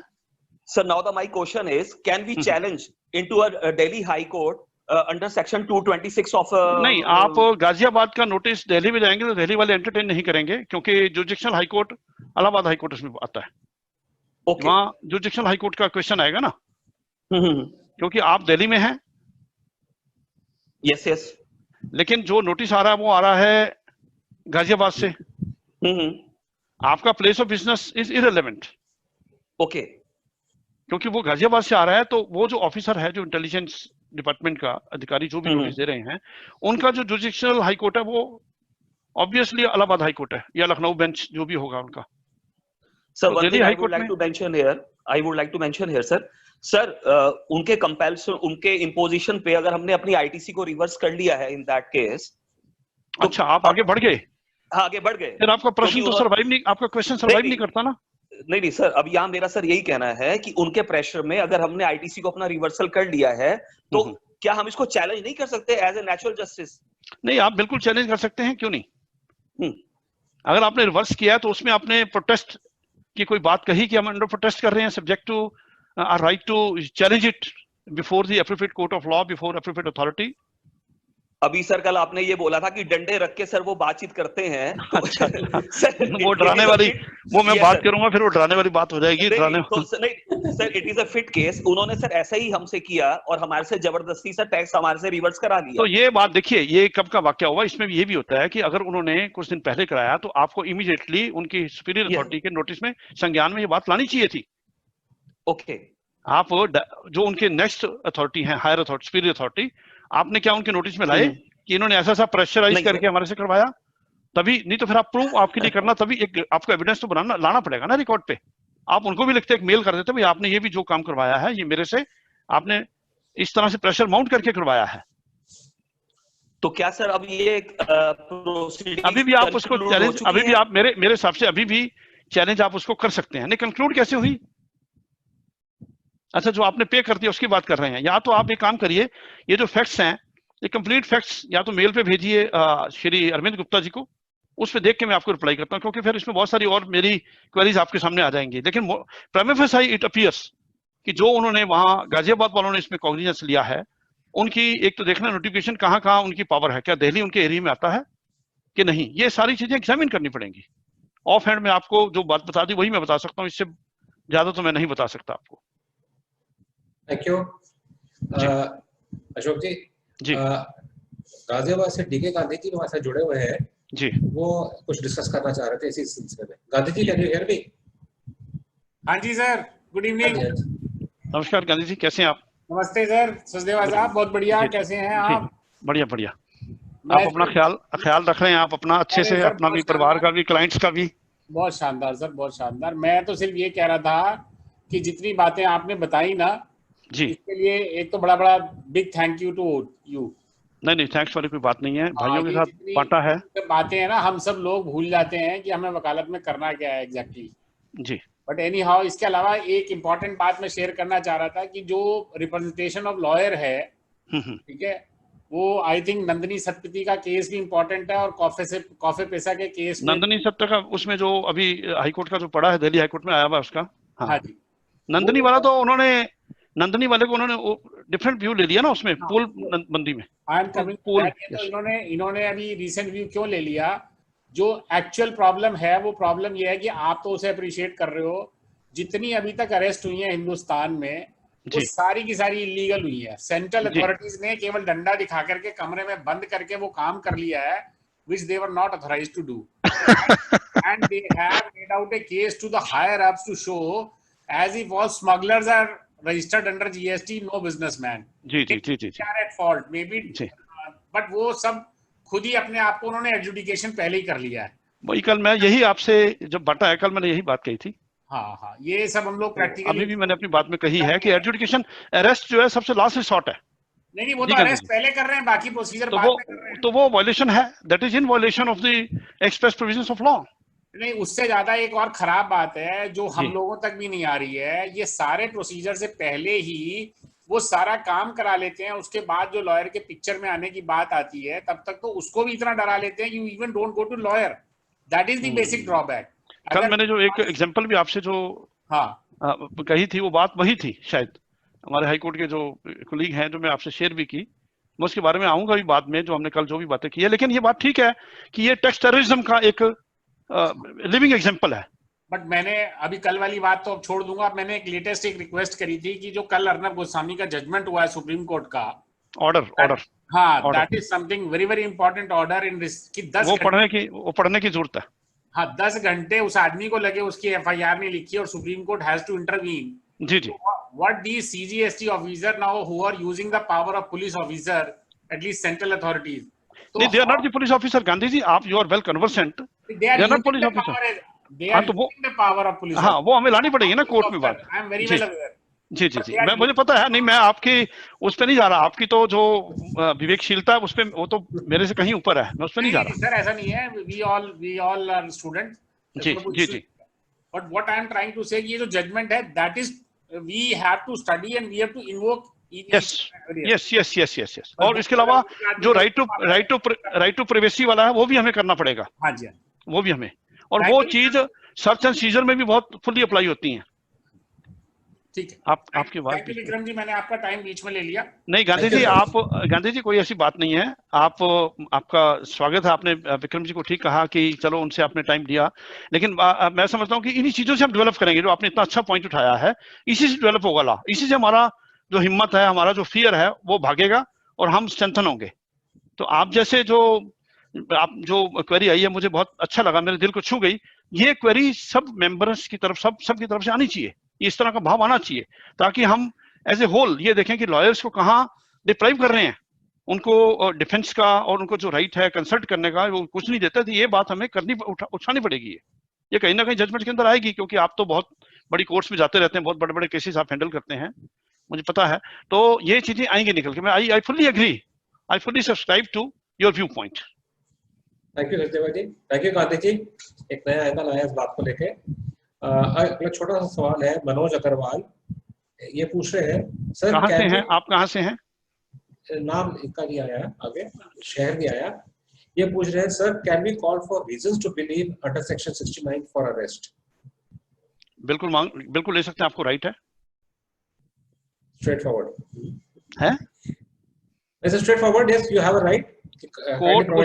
कोर्ट उसको जुडिशियल रिव्यू भी कर सकती है कभी भी, क्योंकि रीजन टू बिलीव के ऊपर आपको पता ही है बहुत सारी जजमेंट्स हैं, मेनी जजमेंट्स। वो प्रिंसिपल्स अगर हम पढ़ ले तो क्लियर हो जाएगा हमें।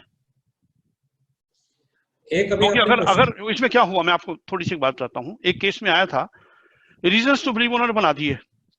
उस केस में उन्होंने लिख दिया कि मे हैव कमिटेड। तो हमने कोर्ट में कहा बेल के मैटर में कि ये जो मे शब्द है वो सिर्फ एक सस्पिशन है, ये रीजन टू बिलीव का स्थान नहीं ले सकता। कमिश्नर ने लिखा मे हैव कमिटेड, तो उसने कहीं कमिट नहीं किया और एडजुडिकेशन भी नहीं है, तो उसका बेसिस ही नहीं था। तो जो right of life and liberty है 21 आर्टिकल, ये इसकी बहुत बड़ी, ये इन्फ्रिंजमेंट कोई कोर्ट बर्दाश्त नहीं करती। जजेस, हमारे जो माननीय जजेस हैं, बहुत क्लियर है इस मामले में। Right of life, liberty, right of dignity, और ये सारी चीजें अगर हम पढ़ेंगे सामने आएंगी ये। क्योंकि आप किसी को अरेस्ट करते हैं, आप उसकी डिग्निटी तो खत्म ही कर रहे हैं ना। अब मैं ये नहीं कहता कि जेन्युइन केसेस में आप करो, लेकिन but due process of law को फॉलो करके। मैं बाद में आऊंगा तो इस बात में मैं करूंगा अभी जी। Thank you. इसी बारे में एक शरद कुमार विद्यार्थी पूछ रहे हैं, sir could you please explain the difference between summon and warrant? Warrant कौन सी की बात कर रहे हैं आप? मैं उनसे जरा ये भी सवाल करना चाहूंगा। समन तो in terms of section 70 clear है, उसमें वारंट शब्द नहीं है कहीं भी। मैं देखता हूँ शरद, वारंट जो है वो सीआरपीसी में, क्रिमिनल प्रोसीजर कोड में जाना पड़ेगा। मैंने इनका माइक अनम्यूट किया है। शरद जी, आप सुन सकते हैं मेरे को? जी मैं बोल रहा हूँ साहब। हाँ जी प्लीज। हेलो, आवाज आ रही है? नमस्कार जी, बिल्कुल आ रही है। नमस्कार साहब, मैं रामपुर यूपी से हूँ। मैं नमस्कार के विद्यार्थी शरद जी नमस्कार साहब। वो है ये है कि समन में बुला सकते हैं ये, जैसे आपने बताया। समन का मतलब ये है कि कॉल जी। आप इसमें अगर डिक्शनरी में देखेंगे, समन का मतलब ये है कॉल जी। ये नहीं है मतलब कि उसका अरेस्ट कर ले। ए रिट और डायरेक्शन, यस, ए रिट और direction issued by a competent authority. इसको सबपीना भी मैं कई दफा यूज करता हूँ। सबपीना शब्द है एक, SUBPEONA, सबपीना। जी जी हाँ, वो भी शब्द, इसके बहुत सारे शब्द आपको पर्यायवाची मिल जाएंगे। अब होता यह है कि समन जो है to call to explain the what is it matter, भाई क्या चीज है, आपको क्या है, आपने क्या छुपाया है, क्या नहीं छुपाया। अब वहां बात होने लगती है अरेस्ट की। जी। तो ये जो वर्ड है, पहले समन जो है, समन तो फिर भी बड़ी बात की चीज है, इंक्वायरी नोटिस दें, पूछे, एक्सप्लेन करें। आपने जैसे कल कहा तो इतना टेरराइज कर देते हैं कि वो अरेस्ट से ही बढ़ता है वो। तो वो तो कहता है कि वो मरने को तैयार हो जाता है कि बोले क्या।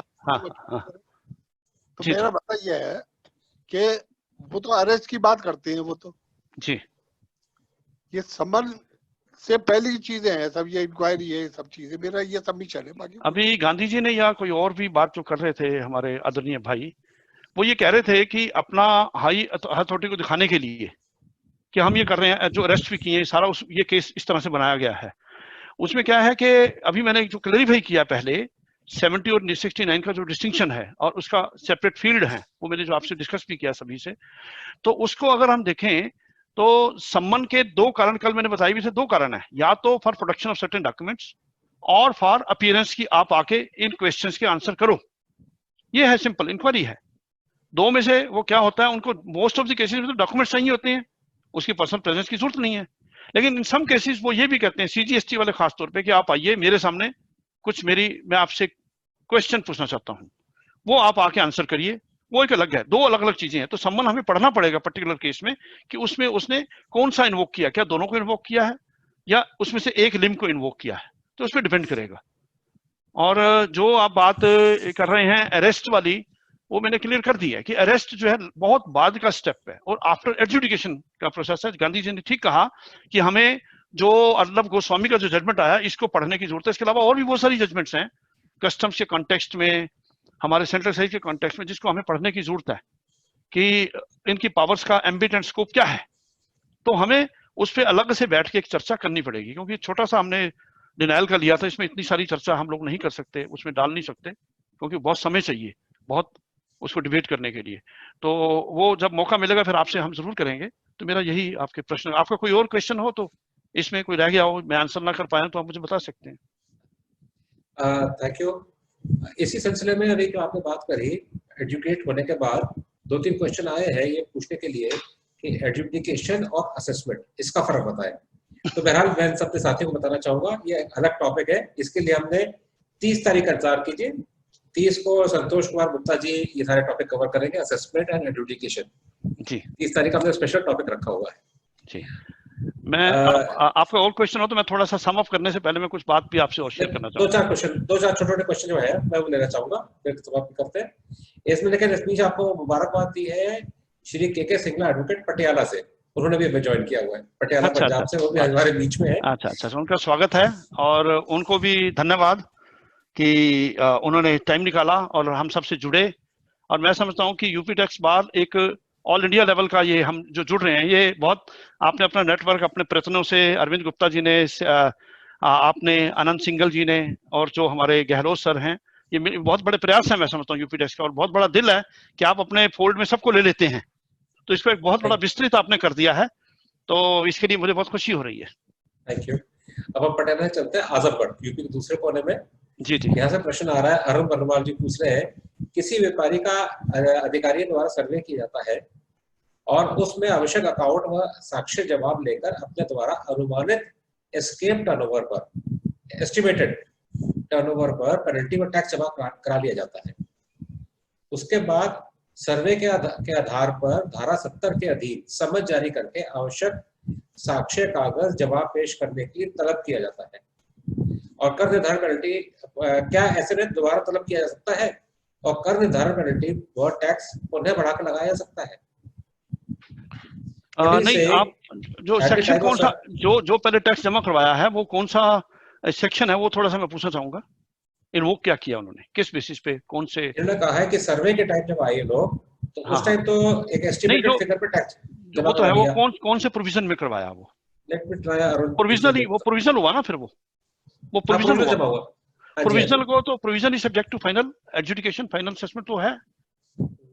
और दास इंडस्ट्री के केस में सुप्रीम इलाहाबाद हाईकोर्ट ने कहा था प्रोविजनल असेसमेंट क्या है, स्टॉप गैप अरेंजमेंट है, टेम्परेरी एक ऑर्डर है, सब्जेक्ट टू फाइनल है। वो तो एक प्रिंसिपल पे आएंगी बात।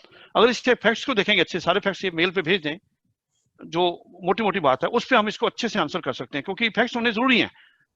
मैं हमेशा जब भी मैं करता हूं, मुझे लगता है कि हम फैक्ट्स पे अगर पूरी क्लैरिटी नहीं है, फैक्ट्स में अगर एक चीज भी कोई चीज छूट गई तो हमारा ओपिनियन गलत हो जाता है, और हो सकता है गलत।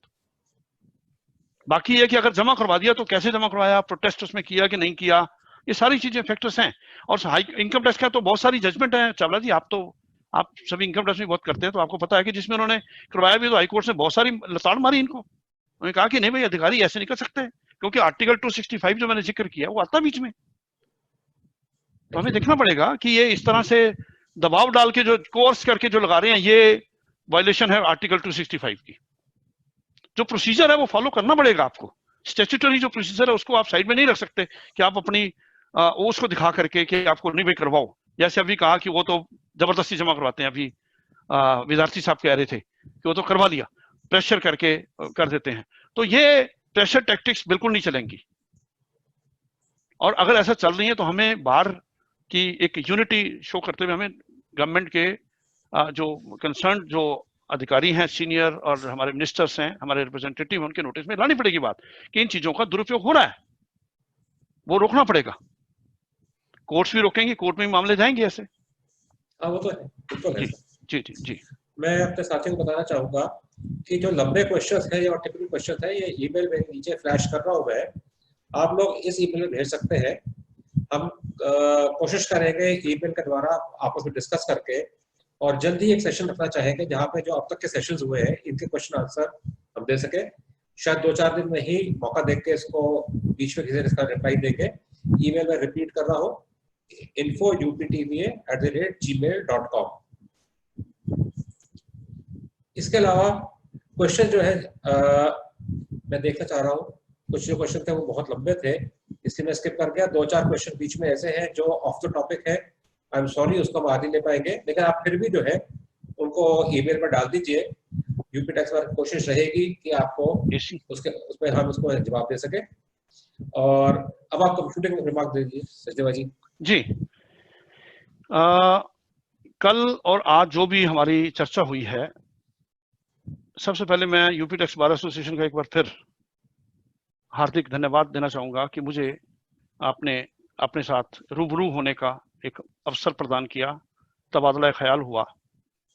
हम जब भी जो भी बात कहते हैं, कल मैंने अपनी बातों में बहुत सारे पर्सनल जो अनुभव थे मेरे केसेस में, वो भी मैंने शेयर किए। हालांकि मैंने ध्यान रखा उस चीज का कि कॉन्फिडेंशियल चीज हम कभी डिस्क्लोज नहीं करेंगे, लेकिन मैंने वैसे एक एग्जांपल्स इसलिए दिए कि हमें पता होना चाहिए कि क्या डिपार्टमेंट की तरफ से किस तरह की चुनौतियां हमारे एज लॉयर प्रोफेशन के साथ आ रही हैं। उनको निपटने के लिए उनको समझना, उस कंटेक्स्ट में समझना, काफी डीपर हम बहुत गहन समझ होती है हमारी। उस कंटेक्स्ट में मैंने सिर्फ कुछ चीजों को मैंने रेफर किया, आप लोगों से बांटा, लेकिन उसमें ये मेरा मतलब नहीं था कि हम किसी की अथॉरिटी को चैलेंज कर रहे हैं या किसी को हर्ट कर रहे हैं।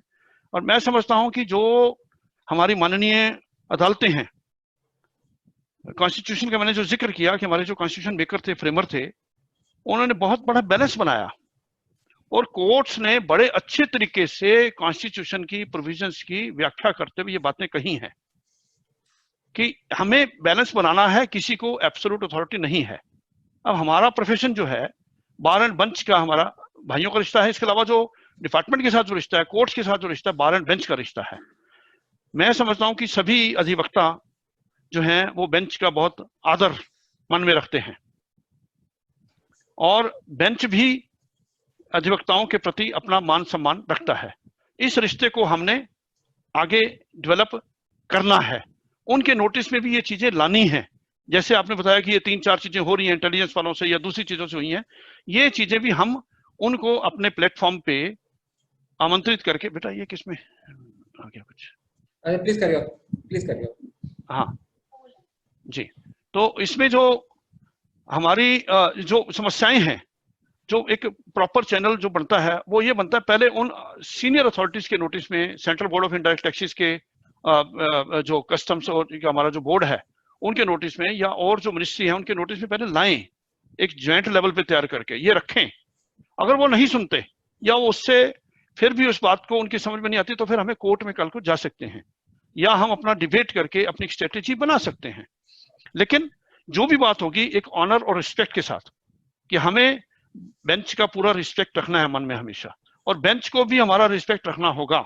ये भी हमें उनको बताना है कि बेंच भी हमारा रिस्पेक्ट रखे। जैसे उन्होंने अभी किया कि वो तो जमा ही करवा दिया, लॉयर तो बाद में आया पिक्चर में।